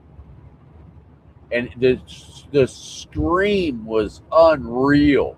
It was like a screech from hell. You can hear it in the video. That's I need to go back through and edit marks in there. Probably sounded like the Democrats when Trump won. No, it was worse. I mean, all of them in DC could have been crying and not sounded like that. I mean, at some points it looked like DC was just on fire. There was Yeah, just so much right. exploding overhead. Yeah. Yeah, it was absolutely insane. 860,000 shells. Unbelievable. I tell you, that was impressive just to watch, on a live stream, let alone being there. And Yeah, I walked did away from the rain hit? van. Excuse me? I'm sorry, I didn't mean to cut you off. Go ahead. I walked away from the van and sat over next to the road because I had a total clear view of the whole thing live because there was a notch in the trees right there, and I looked through the notch in the trees. You can see all of it. Wow. Now, did rain start shortly after? It rained before and But delayed it, and but not then afterwards? Okay. yes, it poured afterwards. During the grand finale, it was raining. Okay. It looked like it might have been. Yeah, and as soon as the last shell went off, I hit the down button on the mast and climbed in and closed the doors. And as soon as it got down, and then that was the other great thing. I tried to go to McDonald's, which was 8 miles or 8 minutes away. And when I got up to take my exit, guess what? The exit was closed. So I had to follow it and get on 395 north. It wasn't until I was almost at the north end of the Beltway to get on, 270 or whatever that goes north, that there was an 270. open exit that I could get off. Oh my Lord, that's terrible. So I drove from Alexandria almost up towards Baltimore at basically the BWI exit. Yep. To get off so I could turn around and come back. Oh, that's ridiculous. Oh, yeah. Yep, Wow. absolutely ridiculous. And then all of the units that were doing guard duty in DC, they were going back to their, cities, towns, municipalities, headquarters, whatever. They all left in convoys with blue lights. And so I have a video of all of them coming out of DC. It looks like they're responding to a mass casualty event. It's like 50, 70 of them went by the other way. Oh, wow. So, yeah, they had everything going up through there. Now, were you able to hear any of the music that was playing during the show? No. From what I understand, it sucked. So, all right, here's the tunnel again. Turn on headlights. I missed that the first time. Yep.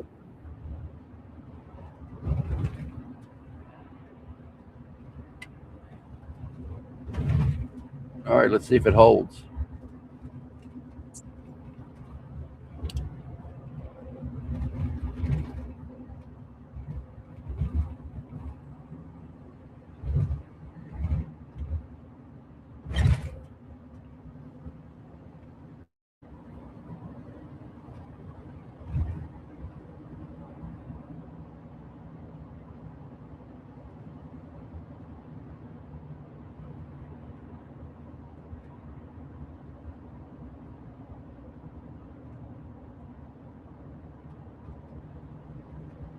Is it holding?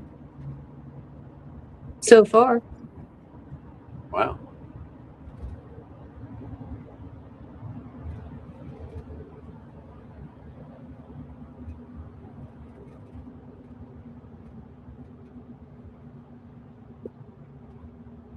Race, are you still in here?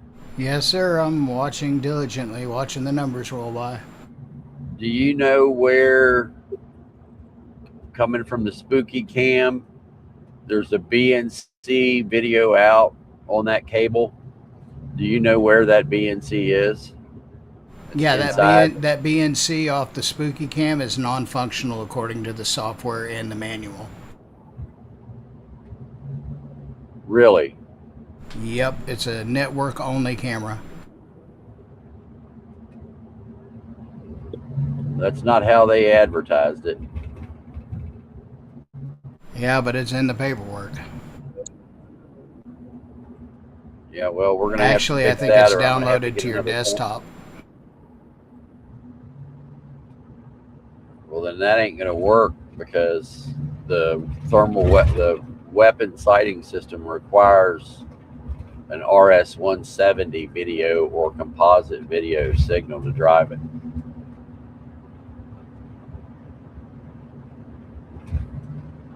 At the words of sounding quotey, we'll get to that bridge when we cross it. Well, I'm going to be there Monday, a week from today. Now, I'm sure it's possible to pull the video feed off the network and dump it into a feed that the system would accept. That would be too delayed for the auto tracker.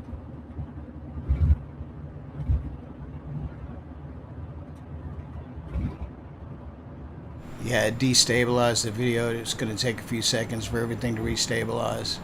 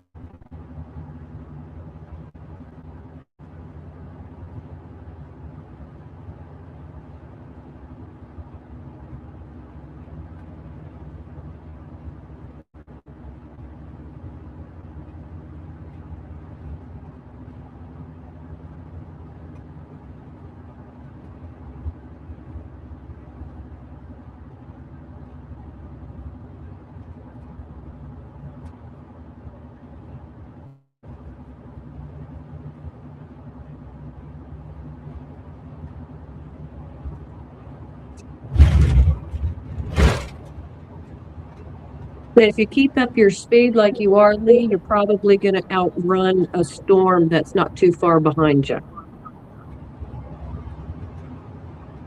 Yeah, well, I'm not going that much farther, so it's going to catch me.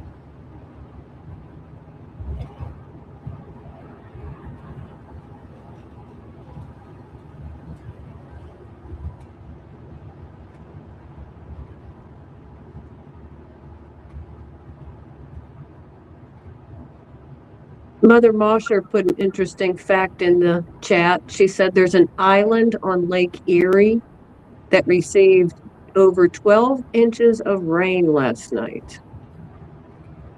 That's a lot of rain. To the GSM. Yep, that's what she said.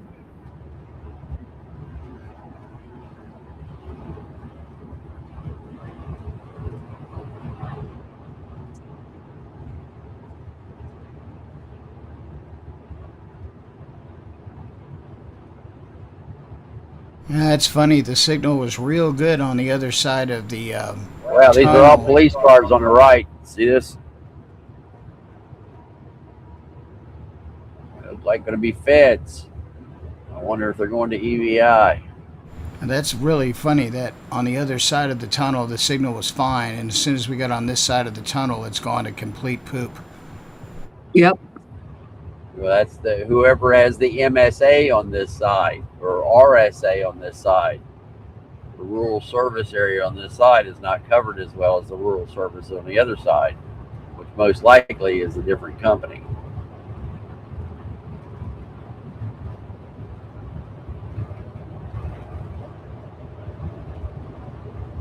Y'all please bear with the dropouts. It'll be back stable once we get in a good signal spot. We are using Starlink and T-Mobile simultaneously.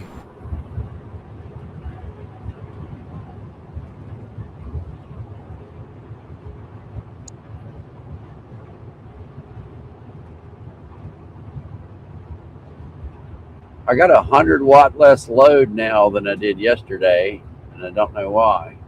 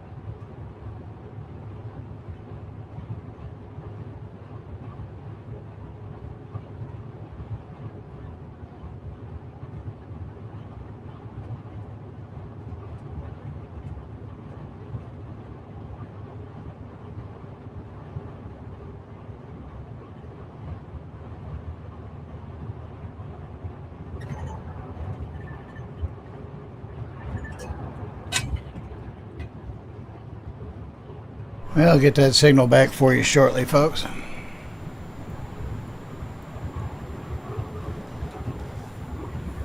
Seems like people are enjoying the ride nonetheless. With all the loss of signal and pixelation, it reminds me of having DirecTV.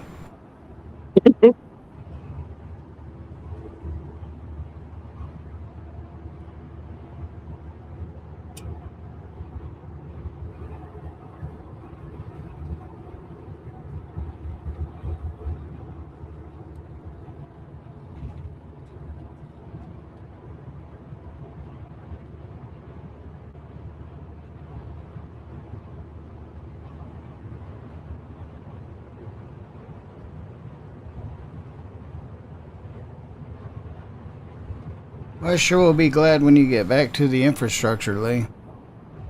Yeah, me too. He's a decent amount away from that.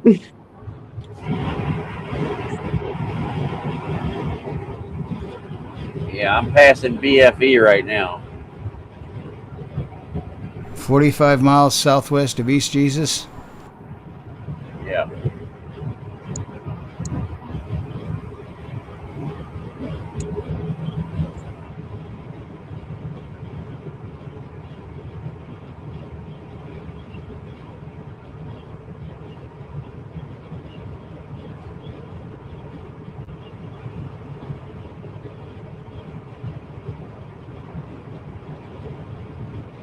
Well, as our audience shall soon know,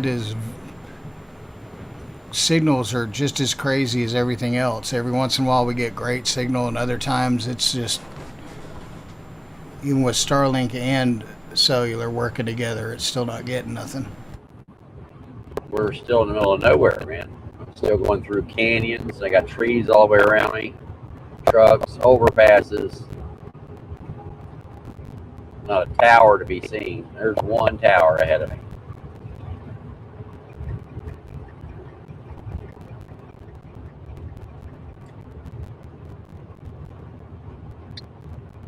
You should be coming up on Breezewood soon. Yeah, I'm going to get off in 12 miles.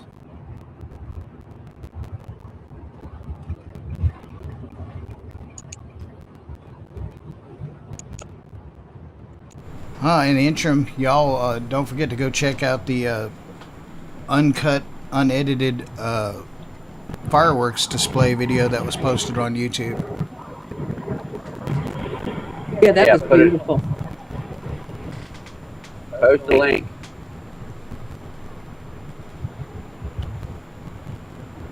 Did the video come back yet? Just getting bits and pieces here and there, Lee. It's not stable again at all, and that's with both of them working. So you must really be in a bad spot. Yeah.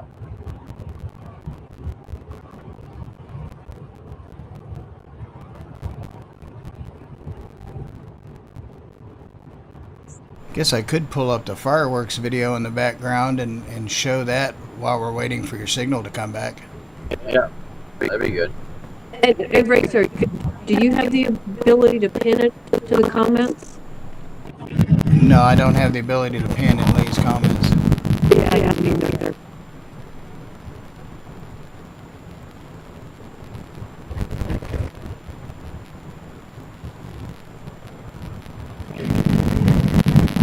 Wait, you're telling me that a managing mod doesn't have the ability to pin in the comments?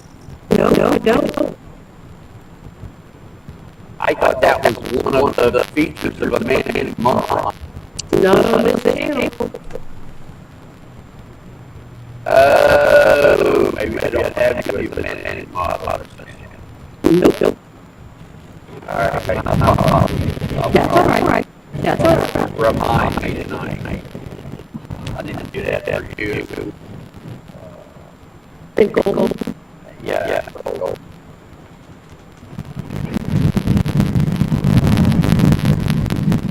Here you go. See that tower straight up the top of the mountain out there from me, maybe not. If you're on 4K, not the big one to the right, but straight up. It's all realigned edge up on top of that mountain up there.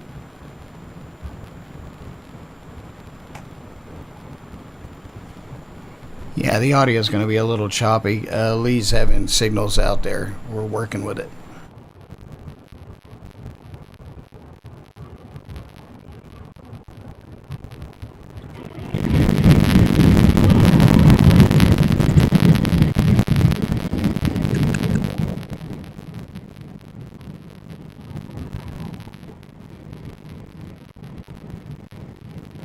There we go. Now we got something to look at while we're waking up. Hold on.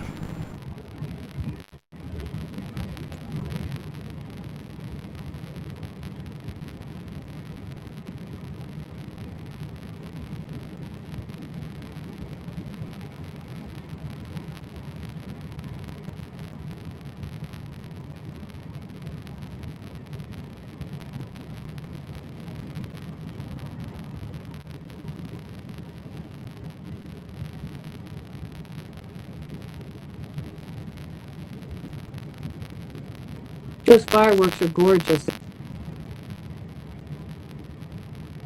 Yeah.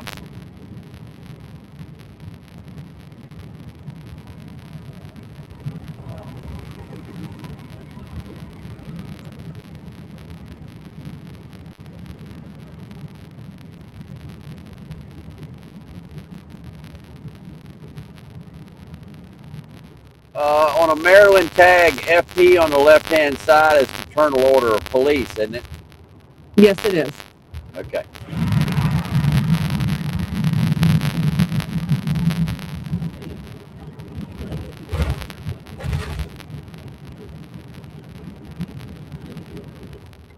Yeah, in Maryland you say FOP, and in New York you say PBA, baby.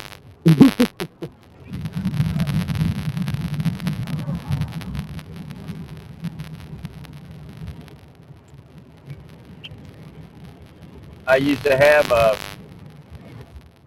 one of the big plastic PBA placards. You know what I'm talking about?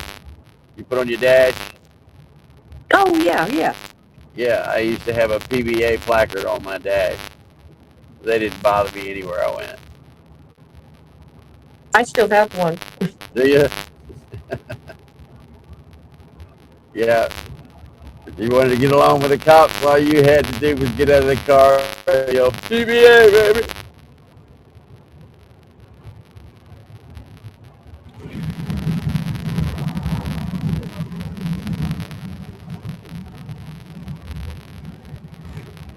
Hey, I wonder if I was to re-edit the fireworks video and run it at like double speed, how it would look.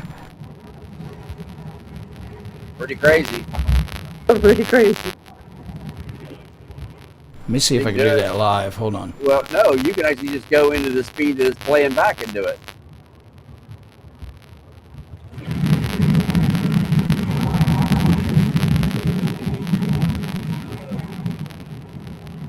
The explosion. There we go. I cranked it up. Huh? I cranked it up to triple speed. Yeah. The explosions are going to sound like Rice Krispies.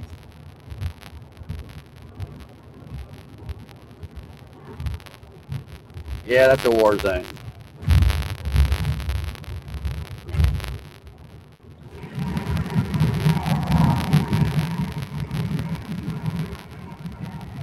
That looks pretty cool.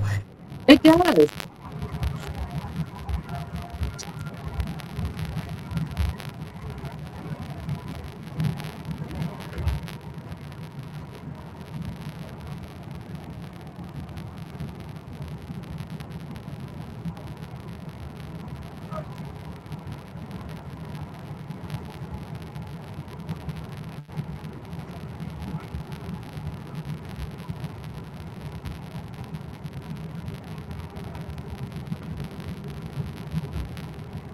Is it double speed? Is that what you have it at? Like 3.5, yeah. A little more than double.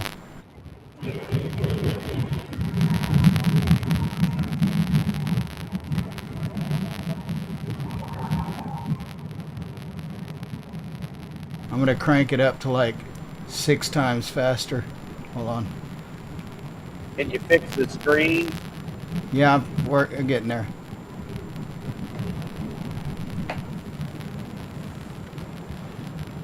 Remember, there's a delay. Yeah.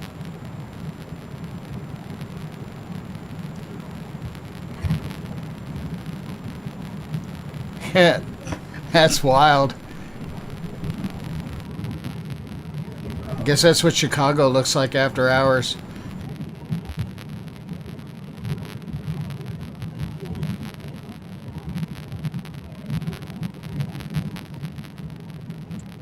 Yeah, that's crazy.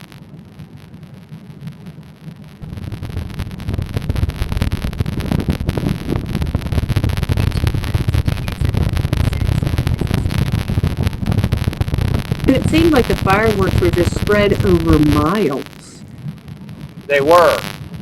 They Do were we know all up that? and down the Potomac River. Do we know the distance? How it seemed like it was like 10 miles worth of. No, it's not 10 miles. It's just a couple of miles. I've got the exact map of it. I can put it. I think put you it were in there. about 4 miles from the actual area. Yeah, I can put the. I have the actual map of the locations, so I can put that on the network. I got to take this exit.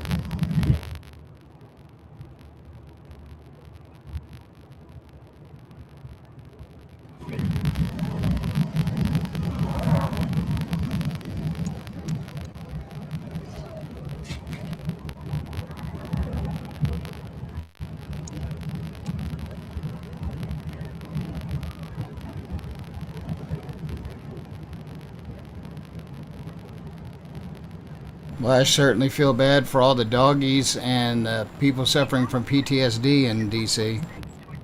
Yeah, I bet that was rough.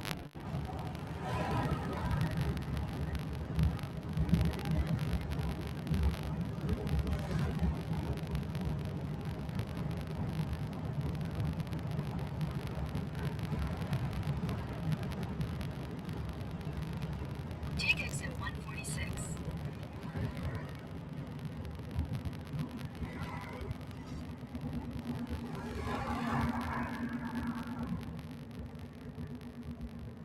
At the next light. Copy that, 29 Palms. Yeah, we're all gearing up for that.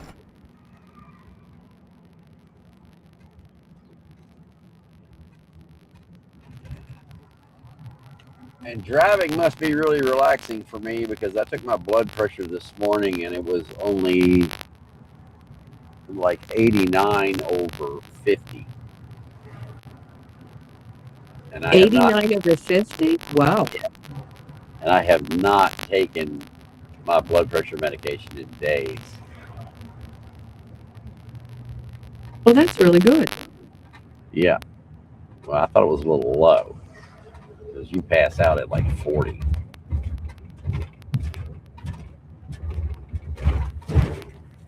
And you've been hydrating enough and eating enough too? Left onto the I-99 Yeah, and north, US I drank 220 north ramp to Altoona. Almost 2 gallons of Gatorade yesterday. Oh, I bet. With the heat. Yeah, it was ridiculous. But see, this is where it took me wrong. This is the GPS.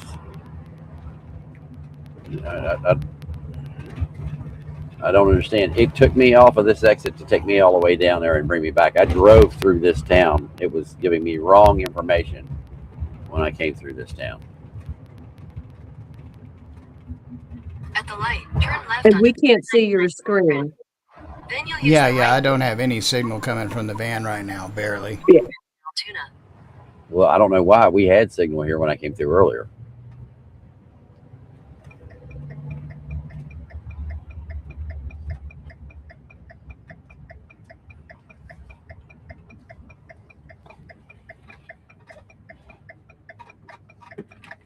All right, I'm stopped and we'll be for about a minute. You want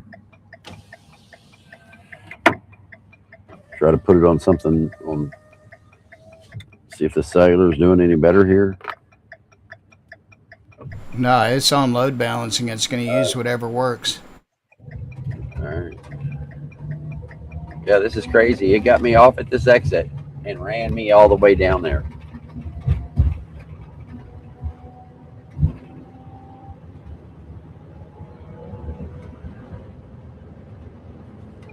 Use the right lane to take the I-99 North ramp.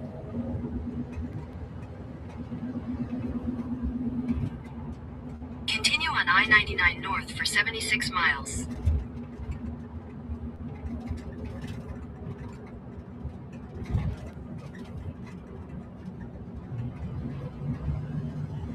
Milk truck.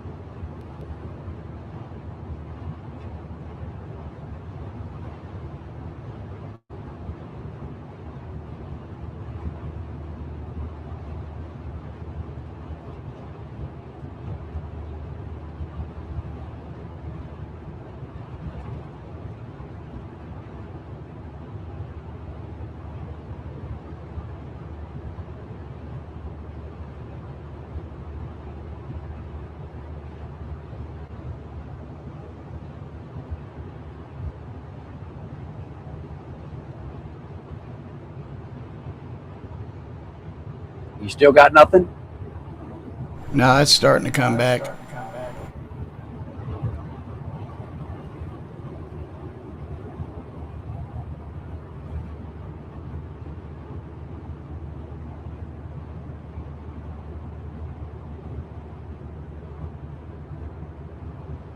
Oh, and I got a surprise for you guys in New York City. In fact, I got a bunch of surprises for you guys in New York City. Are you going to be keeping your other schedules like Johnny and Jeff and that this week? Absolutely. All Okay. the shows are still going to do the same. I'm still going to try to do a nightly news broadcast every night. So, yeah, I'm going to do a nightly news broadcast.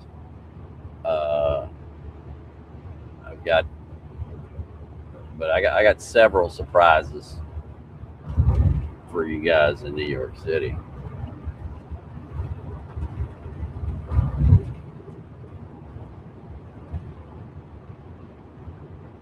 Is there a particular day this week we should keep focused on? New York City is going to be in a couple weeks. Okay. Yep. Because I've got to go. So I've got an event that I have to attend next weekend. So I'm going to attend that event. That'll be for the Travel Channel and everything. We're going to try to do the whole thing live there. I've called the guy in charge of the event, so I don't know how much access. I'm trying to get access to everything. So we'll see what we get.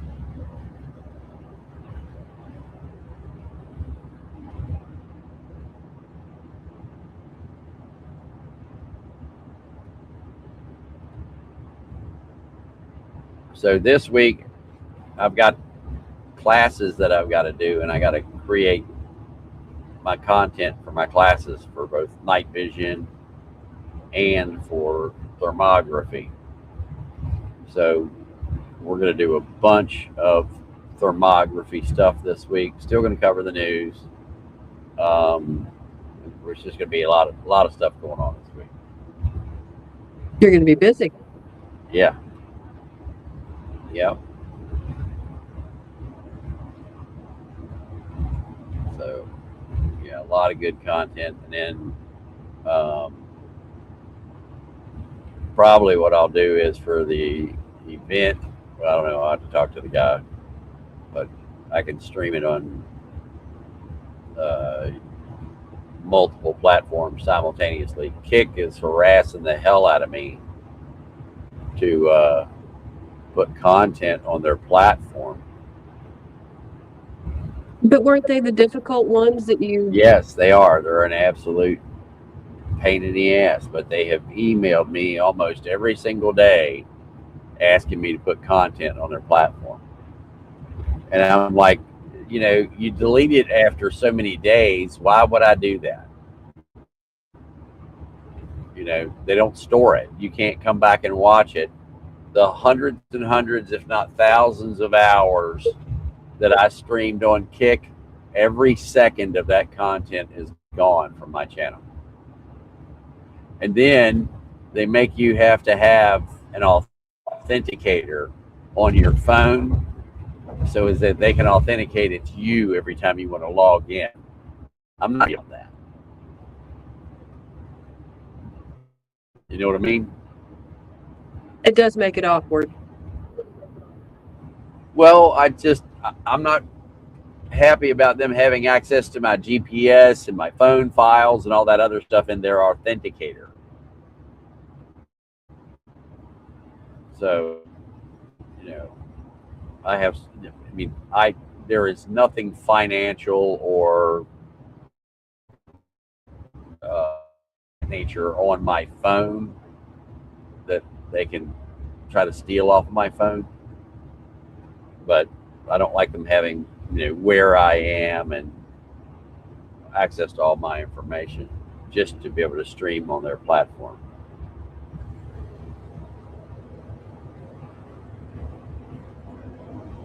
I think I would just rather stick with YouTube and Rumble.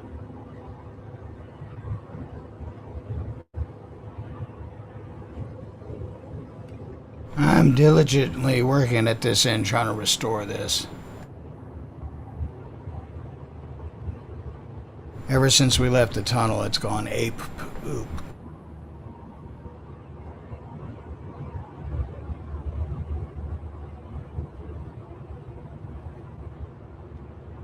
Yeah, I ought to have signal right here. I'm up on top of a ridge.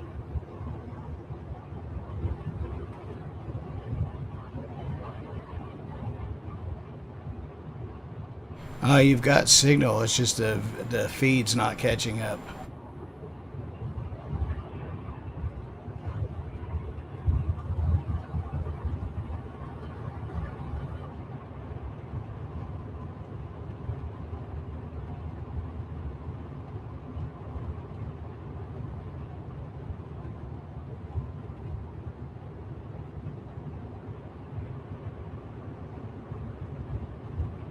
It's just like Elon Musk said, rockets are hard.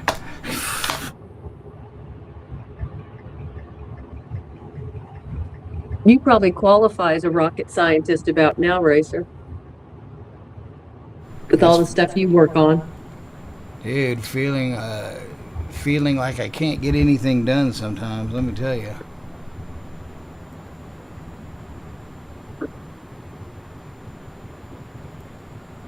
Hey, Storm, did you have to go to radar school?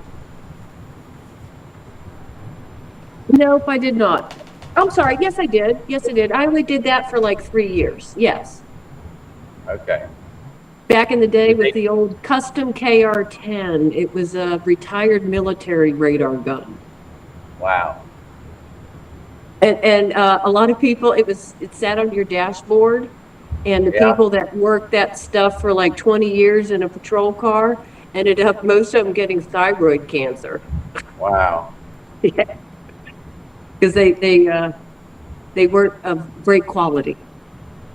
Well, remember the small handheld unit? Yep.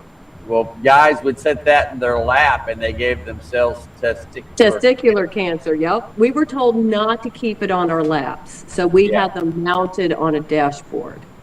Yeah. Yeah, there were guys that set those things in their laps all day long. But some of them shouldn't have procreated anyways. Yeah. Well, I figured out what was doing it, Lee. yeah. You had the recorder still running. You were overloading the. Yeah, I turned it off. You were overloading the encoder. Okay. I was trying to record through the tunnel because I thought you guys would miss it.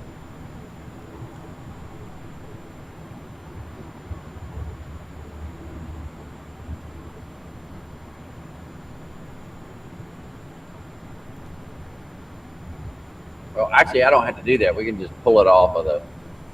Well, I was trying to do it that way.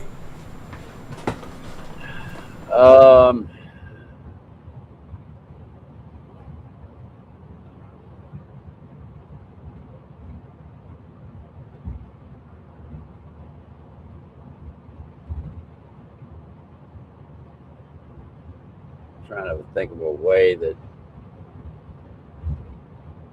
Is there a way that I can get I can make a mark or a record mark button or something and tie into the DVR?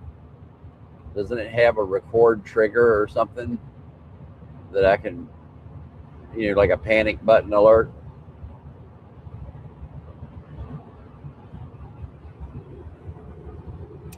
Keyframe kind of thing, something like that. Trying to think of a way you could timestamp that. The easiest way would be to literally have a pad and pen next to you and just write down what time it was.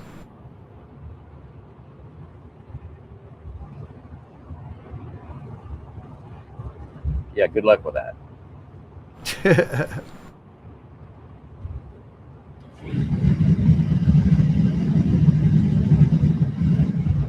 I've lost a headset and a battery charger in this truck in the last 2 weeks.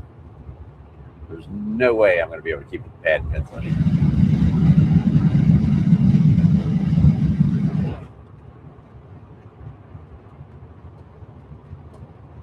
And driving down the road at 70, I don't really want to be hunting for a pad and pencil. I just need a button I can push. That's why we got the record. Well, the screen definitely looks better now. It's really clear. Maybe what I could do, let me see something. Let's see if that damaged it.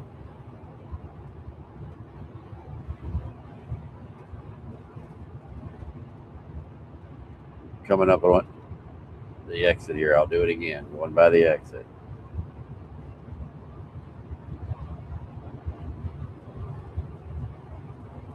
Oh, we're getting the signal funkies again. Hold on. No, that might be doing that. See if it goes funky for a second and then stops and then goes funky again. I'm wondering what's going on. Well, I hit the record button for a split second and then cut it back off. To do it as a timestamp kind of thing, hoping it wouldn't, because I was only doing it for a split second, that it wouldn't overload the encoder. Or if it did, it would just be for that split second. By the way, folks, we're doing stuff that's never been done before, so we're doing it on the fly. If I were in an airplane in the olden days, it would be called flying by the seat of your pants. Except I ain't wearing pants. I'm wearing shorts. All right, you stole my joke, Racer. TMI.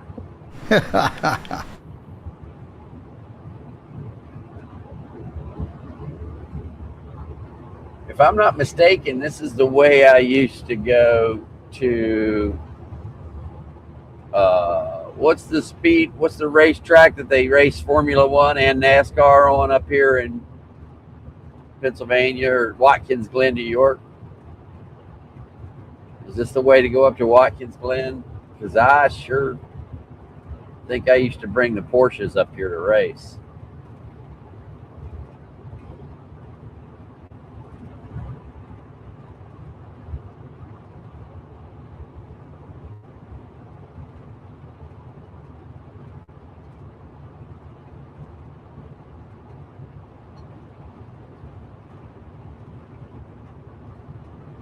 Coding on the fly there, William, is really fun.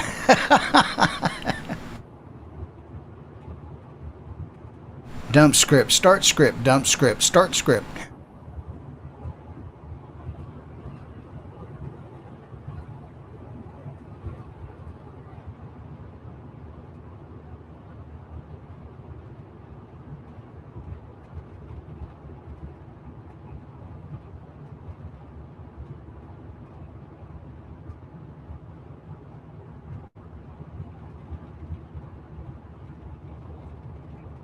I will tell you this though, Grok can really help with coding issues, especially if you need it in a pinch. Yeah, it may do great for coding, but it doesn't do worth a crap for a persona for AI. Well, yeah, it's trying to be human, but as long as it acts like a machine, it's okay.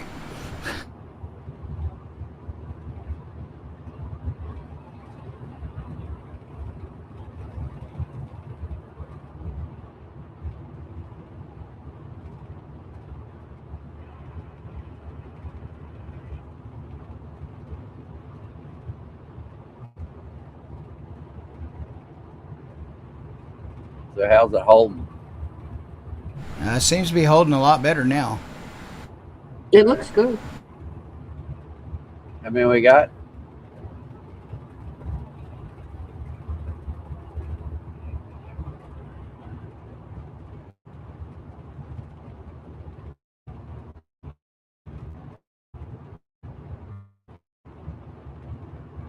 We have 50 in the chat. All right. Welcome, everybody. Yeah, whenever you see the screen get glitchy, what you're actually seeing is packets that have gotten lost in on the ether.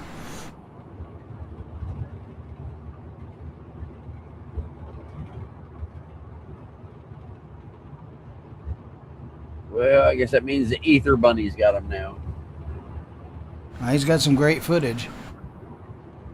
Yeah. Oh, you got to turn on your headlights in a work zone too. Wow, I didn't know that. First time I seen that.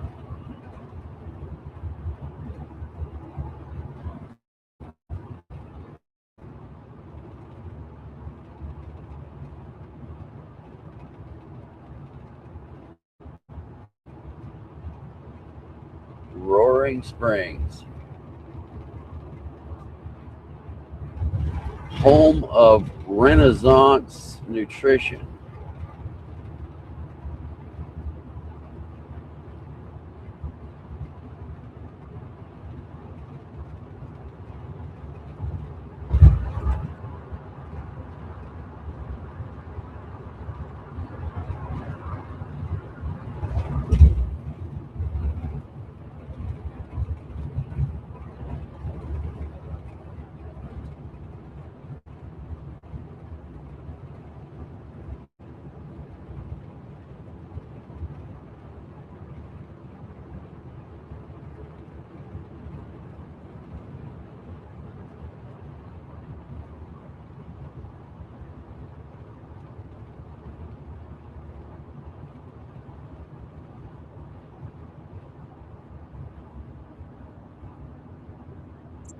Okay, Lee, so apparently 3 different mods have looked at their numbers, and Preparing in Ontario shows 52 viewers. Sand Signal sees 55, and I show 49. So who knows? Way to go, YouTube.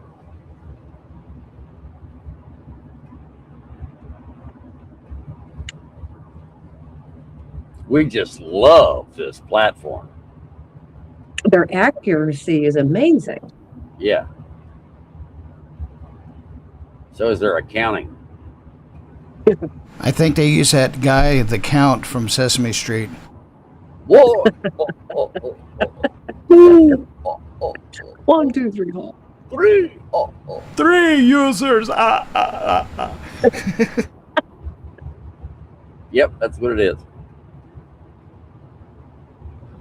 Welcome, Yorkie. Are you in the other thing over there? Let me see if you're in there. Oh, nope. I seen if she jumped in on the yard.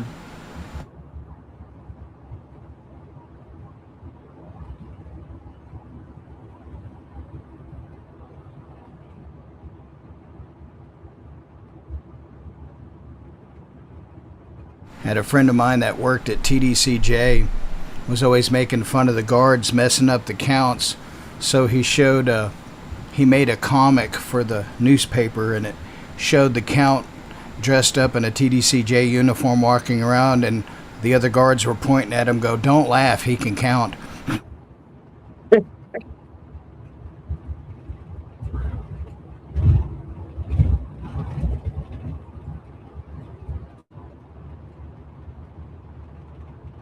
think it was 1984. I was living downtown, and there was this kid, and every day I lived on a corner, and every day he would cut through my yard on his bike, and he was cutting through my yard, and it was actually cutting a groove through my yard because he took the exact same path every day. He could simply go up to the corner and go on the sidewalk like everybody else, but no, he wanted to cut through my yard every single day because he could cut in through my driveway and then go across my yard and get on the sidewalk and go down the sidewalk. So he would do this every morning at like 7:15, and I was not normally up or out, but I would see him like through the window do it, so I knew who it was. So one morning I'm standing on my front porch, and I hear the bike hit the curb to come up to start coming around by the corner of my porch. And as he was coming around the corner of the porch, I jumped up and yelled, "Get out of my yard!" And it scared him so bad that he cut the bike to the left and hit the signpost along the sidewalk. With his face, I hope. Yeah, oh yeah. And I said, "See, bad things will happen when you come in my yard. Get out of my yard." He grabbed his bike and ran down the street with it. He didn't even get back on. He was just running. How old was this kid? Probably like 15, 16 years old. You scared the shit out of him. Yeah, I did. Yeah, when he said it was in the yard, it reminded me of that morning. It was pretty crazy. And there used to be a statue. Where I lived, there was a statue in the middle of the street because it divided into two one-way streets, and where the division of the two one-way streets was a statue, and there's a church right past that, and it was right. All the houses there were college students because we were literally right off of the university's property, and so all the houses were rentals for students. The apartments were student apartments for the university. And is this like Charlottesville? No, this is a JMU. Oh, okay. And so this statue was a woman, like I can't remember, it was like Betsy Ross or something like that, sitting in a chair. And like every weekend, the students would go out and decorate the statue. They would put a shawl on it, a hat, sunglasses, totally do it up. And then the police department or the city maintenance, either one, got there first. um, they would come and take the clothes off of her. You have to undress her. And so every week you could come out there and it was a different fashion statement from France or Pakistan or India or whatever. That's kind of funny. It's kind of funny. Somebody would come out there and dress her up. And I'm talking, they would go to the lengths of, if they wanted to put a dress on her, they would cut it down the sides and then pin it back on, on one side to put a dress on her.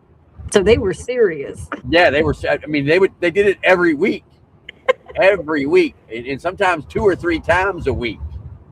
So I don't know if it was like the fashion class at JMU or who was doing it, but every weekend, sometime during the night, they would go out and dress her up with a shawl and a big hat. I mean, they would dress her for Halloween. They would dress her for Christmas. They would dress her for Thanksgiving. For Thanksgiving, they put a headdress and shit on her. Okay. For, as an Indian, dressed her up as an Indian with feathers and everything. I mean, it was crazy. I love it. The passion. Yeah. Well, no, I just, I couldn't believe what these kids would do. I mean, they were absolutely insane. Ooh, your ass is grass, and I've got the weed whacker. Not only with that, but with graffiti or all kinds of other stuff. But I guess college students will be college students. Ooh, your ass is grass, and I've got the weed whacker. And they were probably shopping at Goodwill for all their clothes. Yeah. Well, it was going back to Goodwill, if that's what the case was, because that's what the city did, was gave the clothes to Goodwill. Anything that it got off of it went to Goodwill. So it was charity work. Yeah.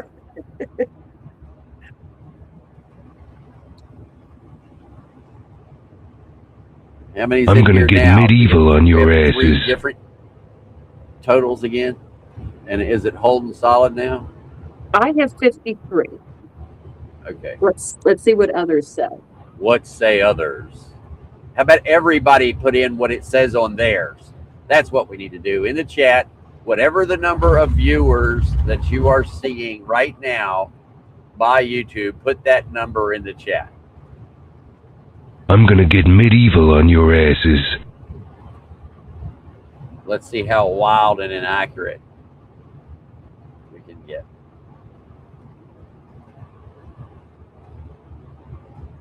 Read them off as they come in. If you would, please. So we got a 55 and a 54. 55, 53. Ooh, we have a high number of 56. Oh, wow. And a lowest number of 52.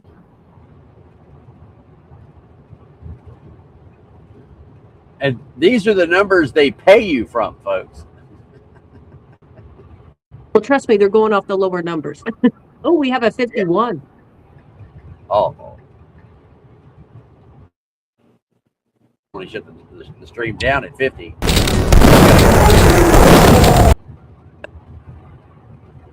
Yeah, so the range is definitely 51 to 56. Okay.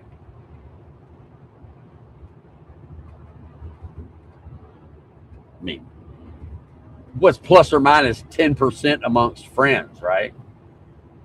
True. Hey, did you like that video I sent you about that dude that made the potato gun with the potato gun with the potato gun with a feeder? Right, but what he needs to do is he needs to have on the covers that come in on each side of the belt feed, he needs to put a rubber, he needs to increase the length of the throw, and he needs to put a rubber boot there like they do on septic systems to boot the pieces of pipe together, so is that when the pieces of tube come forward, they meet up and snug up against the rubber. And seal so it fires it better. Right, and seals it. So send him an email or put it in there. He needs to put a rubber seal, like from a septic line, so is that, and he can trim it down so it just has that 1/4 inch of where it comes tight. He needs to put that on the front side of it, so is that it takes up the gap and makes a seal there. And then his I have to admit, he's pretty brilliant coming up with the first belt-fed spud gun I've ever seen. Yeah. Yeah, my old version, is powered by Aquanet hairspray to launch the potatoes. Yeah. I want to get one of those ones that launches T-shirts. That would be fun. That'd be cool. Mine was homemade out of PVC pipe,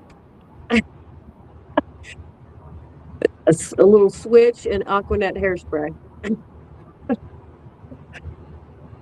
Yeah, we can make a T-shirt launcher. That's easy.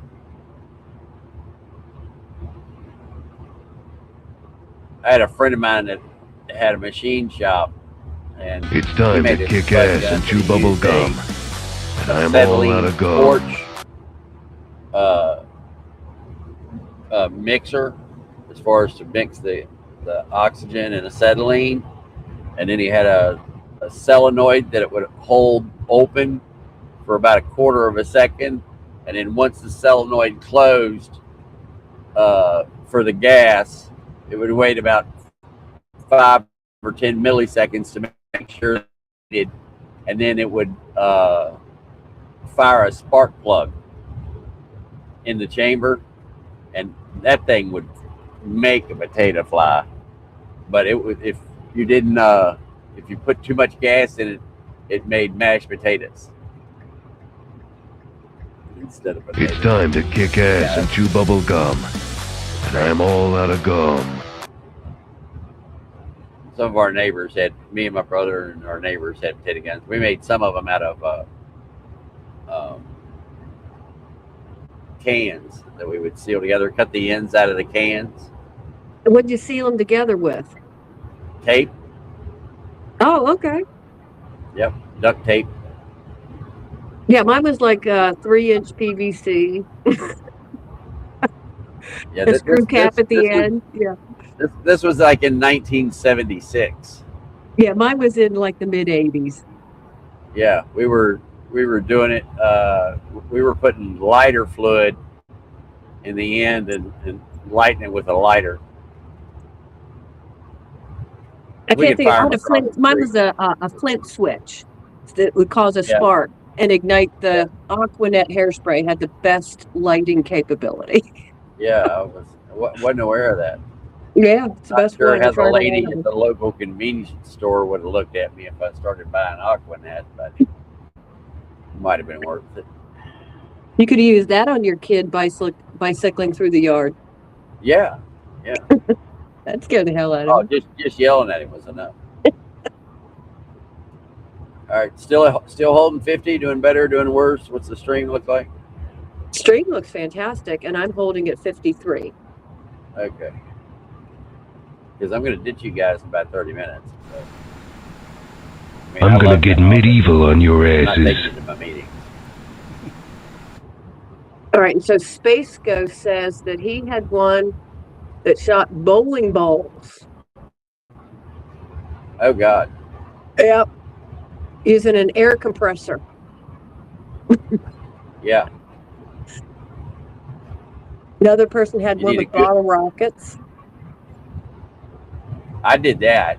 I had a bottle rocket rack that I made that was it was 2 layers of copper tube, and the tube was just big enough to put the bottle rocket in.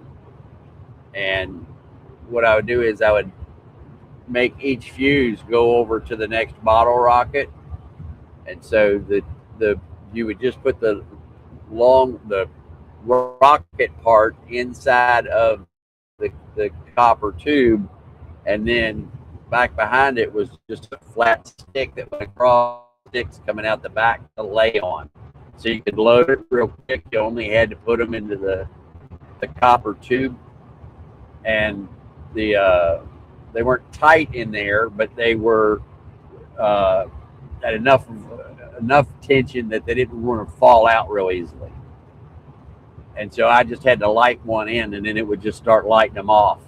And if any of them failed, then I would go and light that one again, and it would fire the rest of them off. So it was good for rapid fire. If you were going to attack somebody, you light the thing, and as they start running, you could keep chasing them with the bottle rockets. That was cool until my brother started shooting at me with a Roman candle. Oh, shit. That wasn't, bottle rockets are one thing, but Roman candles, that's another.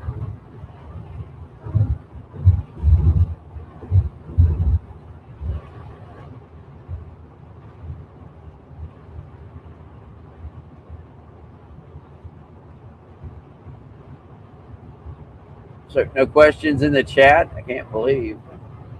Nope, they're talking about watermelon slingshots and how it was easier back in the day for kids to have real fun. Oh, yeah.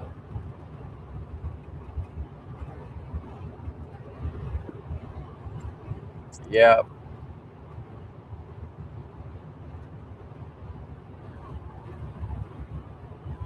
If the rules of today were applied to what we did back then, some of us would still be in jail.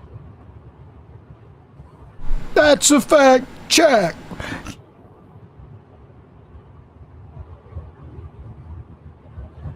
Yeah, when my dad was growing up, this is in the 40s,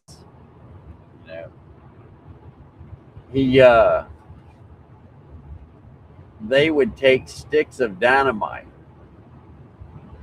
and go to the highest hills that they could find around populated areas.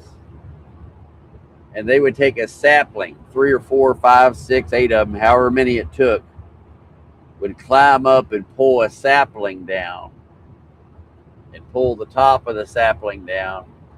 And when they got to the very top of the sapling, they would tape a stick of dynamite to the top with about 5 or 10 minutes of fuse. And so what they would do is light the fuse and then let the tree back up. They would run and go meet their buddies and get in the car and wait for the thing to go off. And then everybody within 20 miles heard a stick of dynamite go off in the top of a tree on top of a ridge. So mighty bright flash and mighty big boom, because fireworks don't normally touch a stick of dynamite as far as I know for explosive power. No, probably not. So it was quite how would I say, startling. Yeah, quite startling at 3 o'clock in the morning for a stick of dynamite to go off just up the ridge from your house. And if it's in a ridge area, it probably echoed quite a bit too. Oh yeah, it's on a hill, so on a hill, and it's got ridges, the valley all the way around it. So this is in the middle of the valley. So yeah, it definitely reverberates. You can see the mountain ridges on both sides. I bet you and your brother kept your neighborhood quite entertained. Oh yeah, we were. Or scared. Yeah, it was never a dull moment.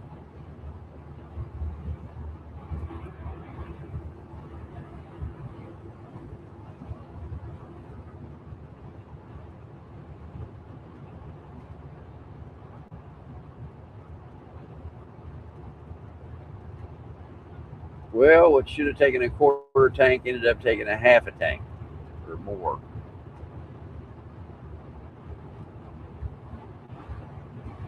And What kind of numbers did you have for your stream up for the fireworks? Was it good? Not really. Not as many as I thought. I mean, we still had thousands and thousands of views, and YouTube still said it was a good stream, but I didn't promote it like I should have beforehand, so I didn't get. Ooh, I Right. just had loud thunder by my house. And it's bright and sunny outside. Burrito.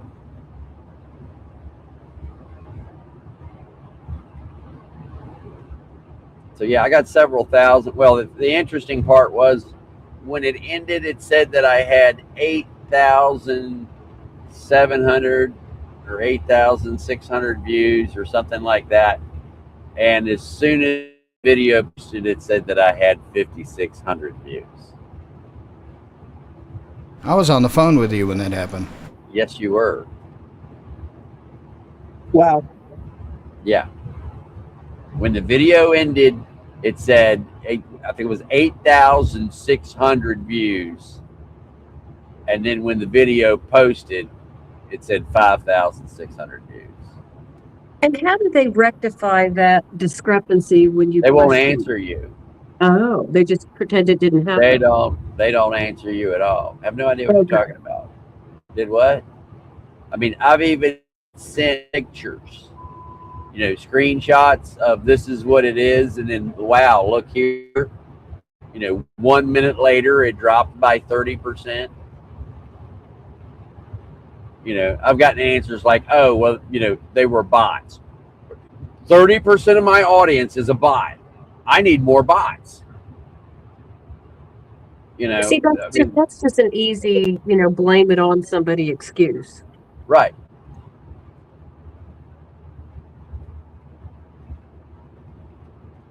Yeah, it's not fuzzy math, it's furry math. It could be woolly math.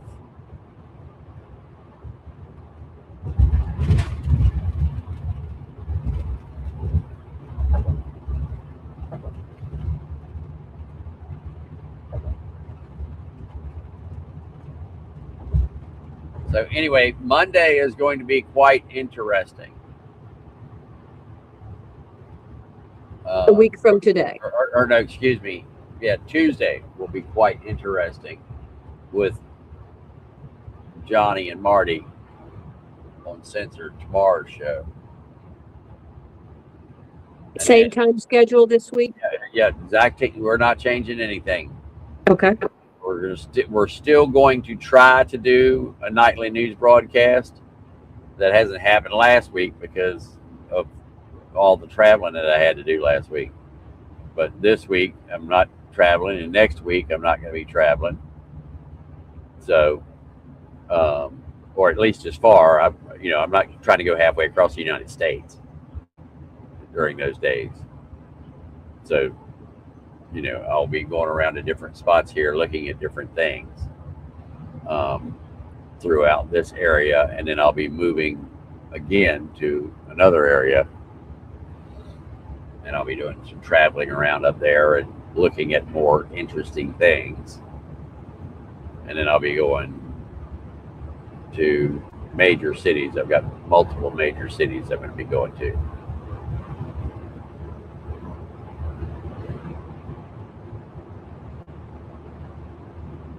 Basically with meetings and all of them.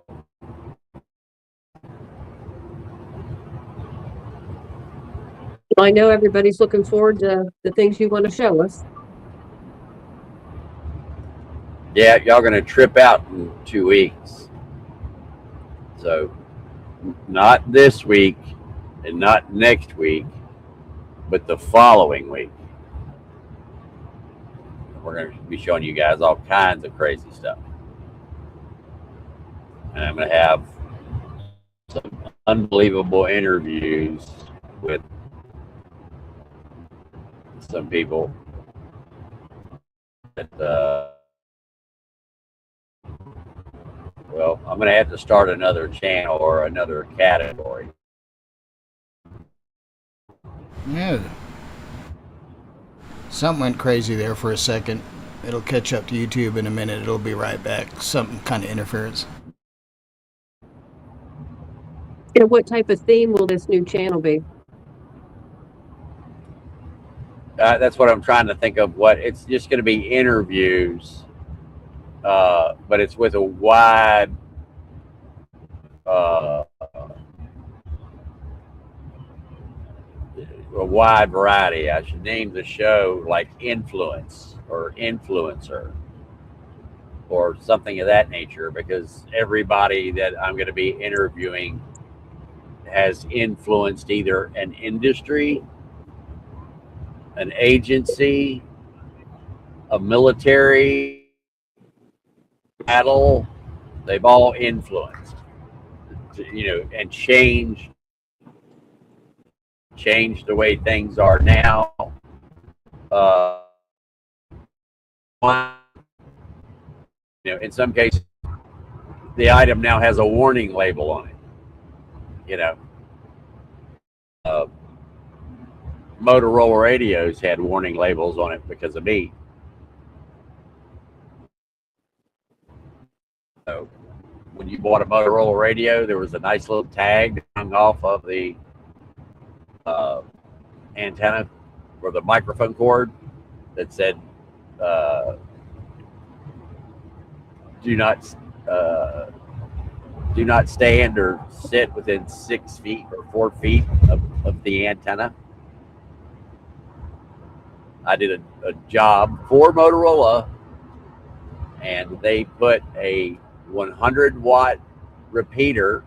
I installed it, but at their request, but a 100-watt repeater for a 3-letter agency in the trunk of the car. And because it was an undercover car, they had me put the antenna in the back deck of the car. And because the repeater was UHF, and a quarter wavelength of that happened to be the same resonant frequency as a guy's sunglasses, his sunglasses got a little hot on the side of his head. So Motorola decided to put these nice little tags on all the microphones. That's a story. Yeah, that was in 1986. They started putting these nice little tags, blue tag, on all the microphones. It was mainly intended for the high-powered radios, but they just ended up putting the tag on every mic. Better safe than sorry, I guess. Right.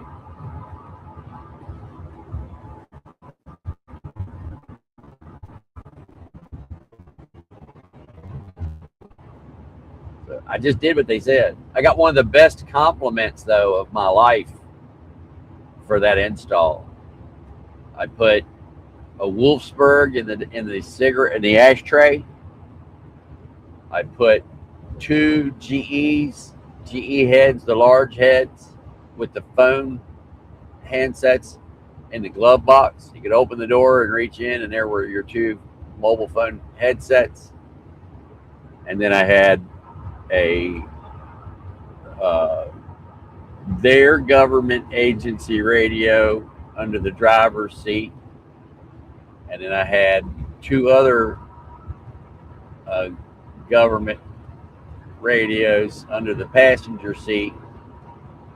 And then the trunk was full of repeaters, encryption equipment, the Wolfsburg radio, duplexers, all the other stuff that went into this car. And they only gave me, the only antennas they gave me was an AM FM antenna built into the windshield. Right. What? Could you flip over to that driver's side pano real quick? Yeah. No, other one. That one. Wow. Yeah.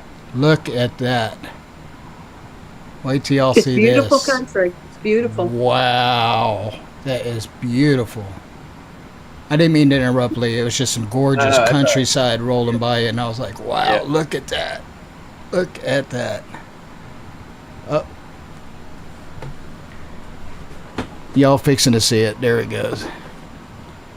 I keep forgetting there's such a delay between what goes out and what actually shows up on YouTube when we see the chat. Yeah, it's a good 15 seconds. Wow, look at that. That is just so gorgeous looking at that valley. Anyway, Lee, sorry to interrupt. Anyway, so on that undercover, the only antennas they gave me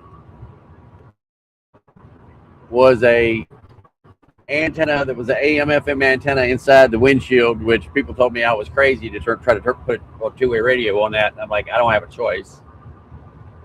So I had an antenna tuner for that antenna. Then I had a Styco disguise undercover antenna in my fender that looked like an AM/FM radio antenna. And then I had an old rusty looking CB antenna on the trunk lip mount in the rear. And then all the other antennas I had to hide. So my HF antenna was a HF coil antenna built by Antenna, which is the people that make the antennas that go under your car for HF communications, so nobody can see the antenna on the car. So I had an antenna underneath the car, and then I had a UHF antenna that I hid under a hat in the back. That was the one that went to the repeater, and then the low band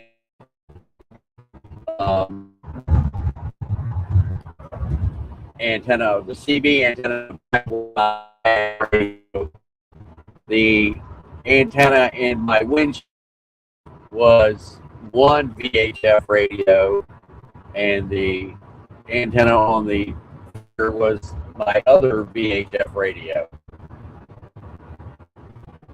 So it was yeah, and on the other side I had another hat with another UHF antenna for my other UHF government radio. And so this car, and then there was so much weight when they gave me the car. There was a van full of boxes, and that was what all the radio equipment was in. And I went out to do the install, and I opened up the car, and there's nothing in the car. And I go back into the office and go, hey. There was nothing in what? You got cut off. So we go.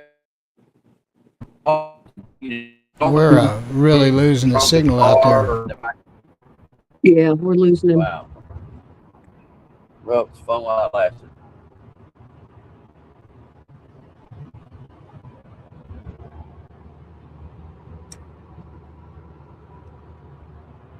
Okay, I think he got back near a tower again. Well, maybe. Well, it doesn't matter. I'm getting off here in a minute anyway, so. No, I was just digging that scenery, though. That was, wow. Yeah, Pennsylvania has some beautiful mountains.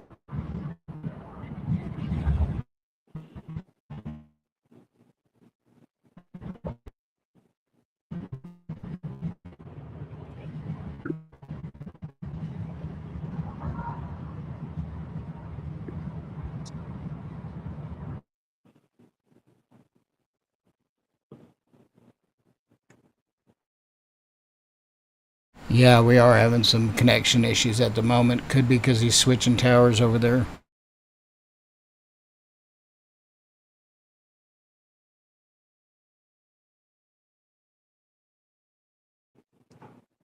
That looks better. Keep my finger on the trigger.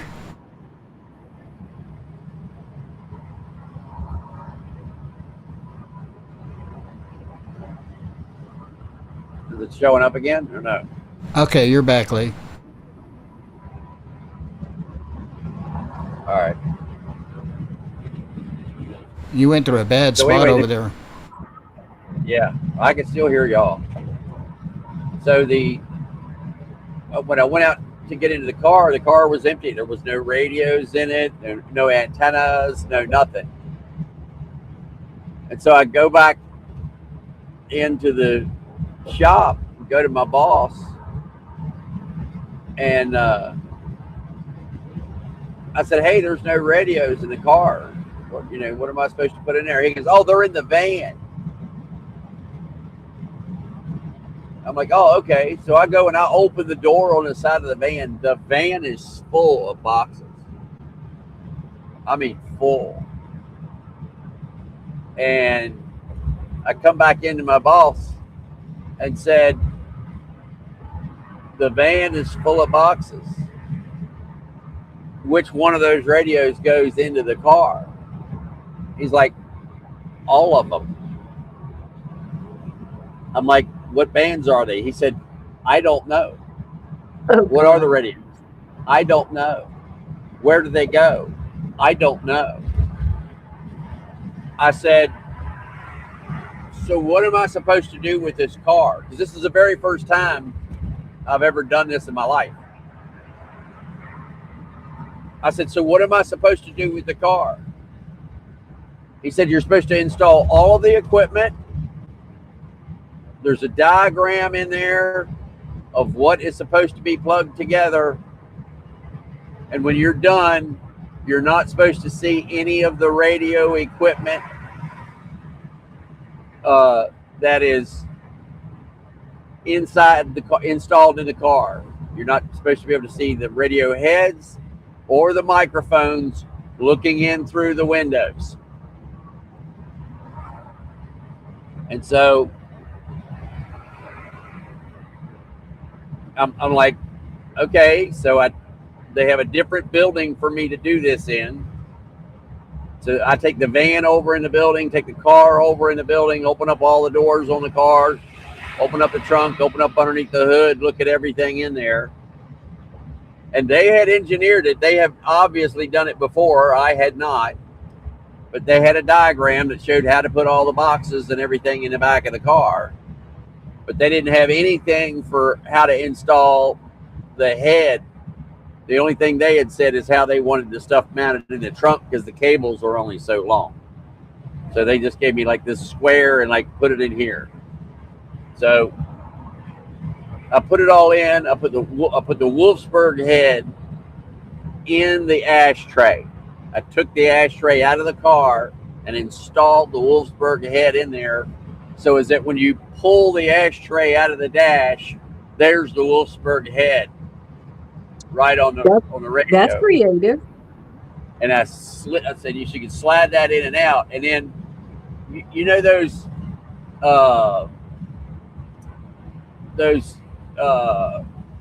keychains that you would put on your belt that you can pull and you can stretch the keys and unlock the door and then let go and it'll snap it right back up on your belt. It's kind of like a tape measure, but it's got a string in it. Yeah. You know what I'm talking about? Certainly do. So under the front seat, I put a metal plate all the way across underneath the front seat, and I put all of my microphone clips on that metal plate. So the microphone, you can't see it, but if you reach underneath the seat beside your leg, there's the mic and you can pull it straight forward. So all the mic clips were underneath the front, and I put that keychain thing on the center of the mic cord. So it would pull the mic cord back up underneath of the seat. So when you re-clicked it in its sleeve, it retracted the cord. It would retract the cord back up underneath of the seat every time you hung your mic back up. Nice. And so I put all of the microphones all the way across like that. And then in the glove box, I put all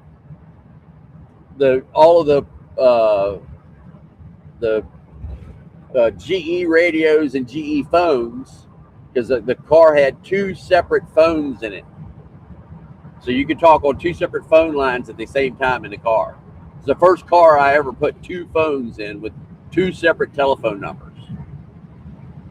And so the phone heads were in the glove box, and those were the cool part about them was they were radio phones. If you go to one channel, you're on a phone. If you go to another channel, you're on a two-way radio.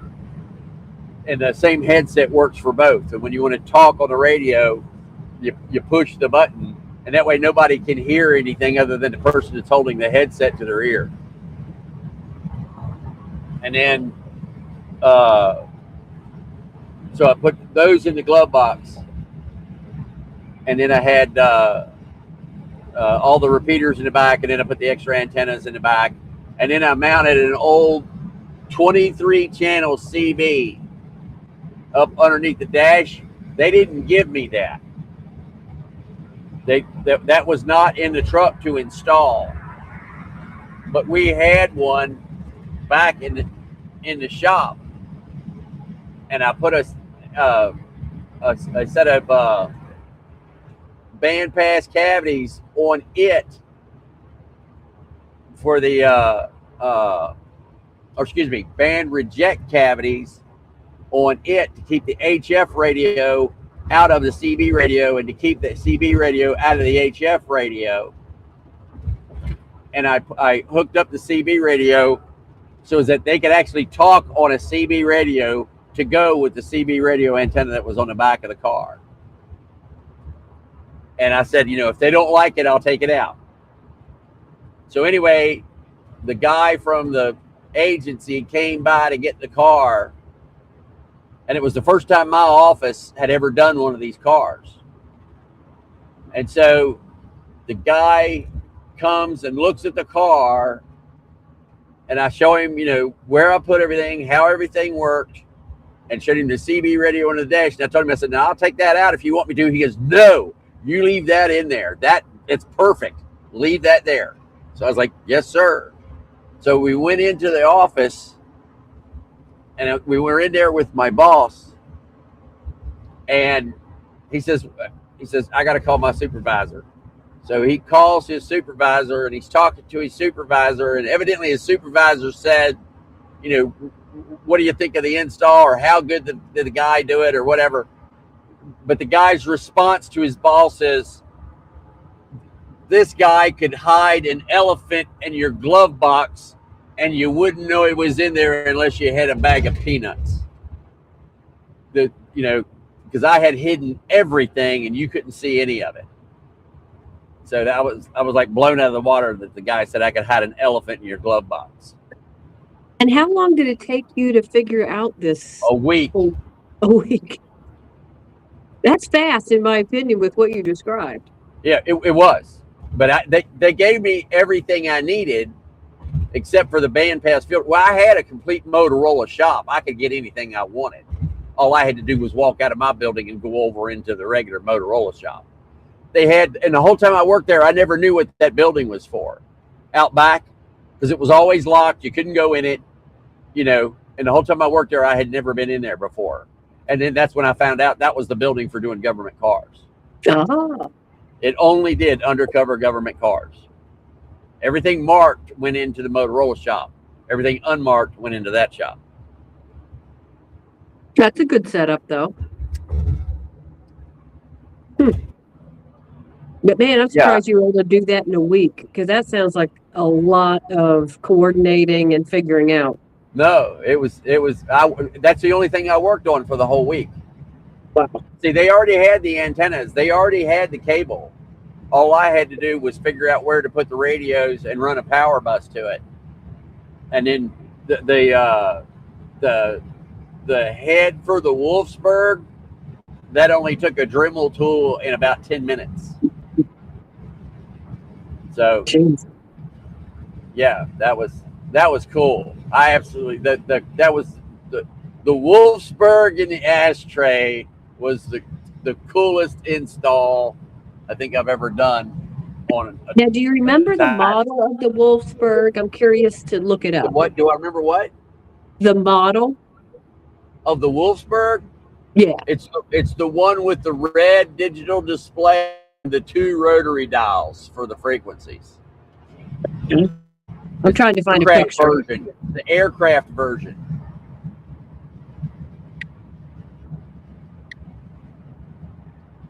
It's 6 digits across the top, 6 digits across the bottom, and you push a lever up, and when you push the lever up, the digits increase. So the bottom digit is 0, and the top digit is 9.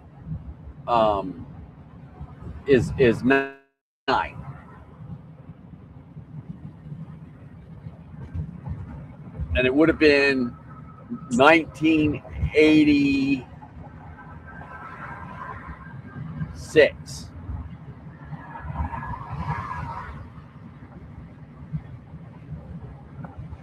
Yeah, there's a bunch of them to pick from. I'm just looking through some images.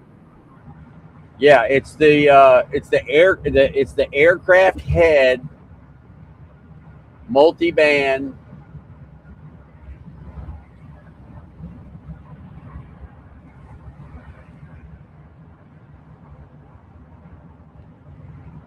I'll look sometime and see if I can get it. I used to remember it, but I don't remember it. That's been a long time ago. That's 40 years ago.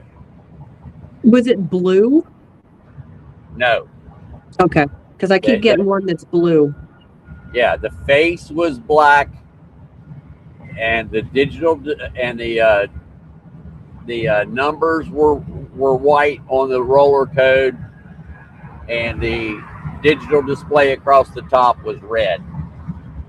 Hmm.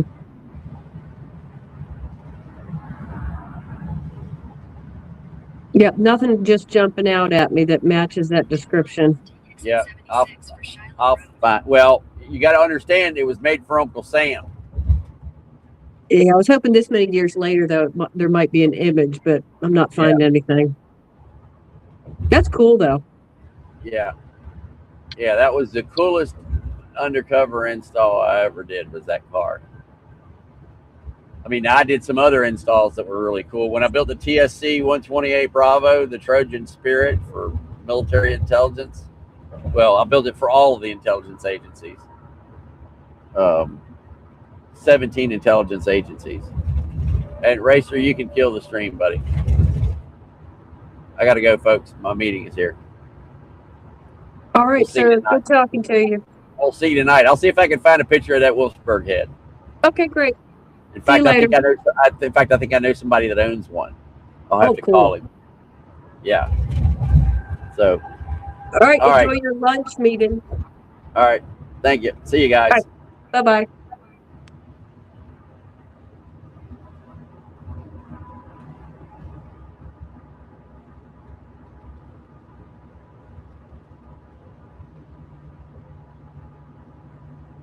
In half a mile, take exit 76 for Shiloh Road.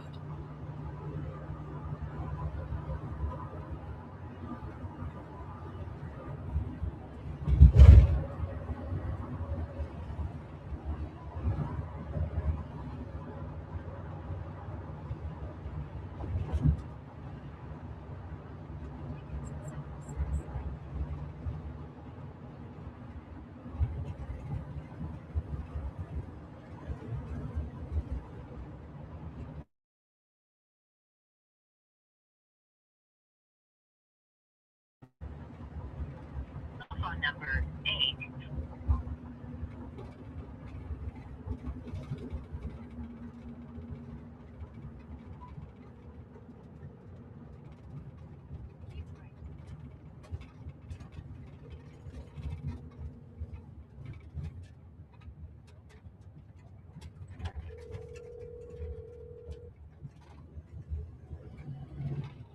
Continue on Shiloh Road for 3/4 of a mile. Telephone number 8.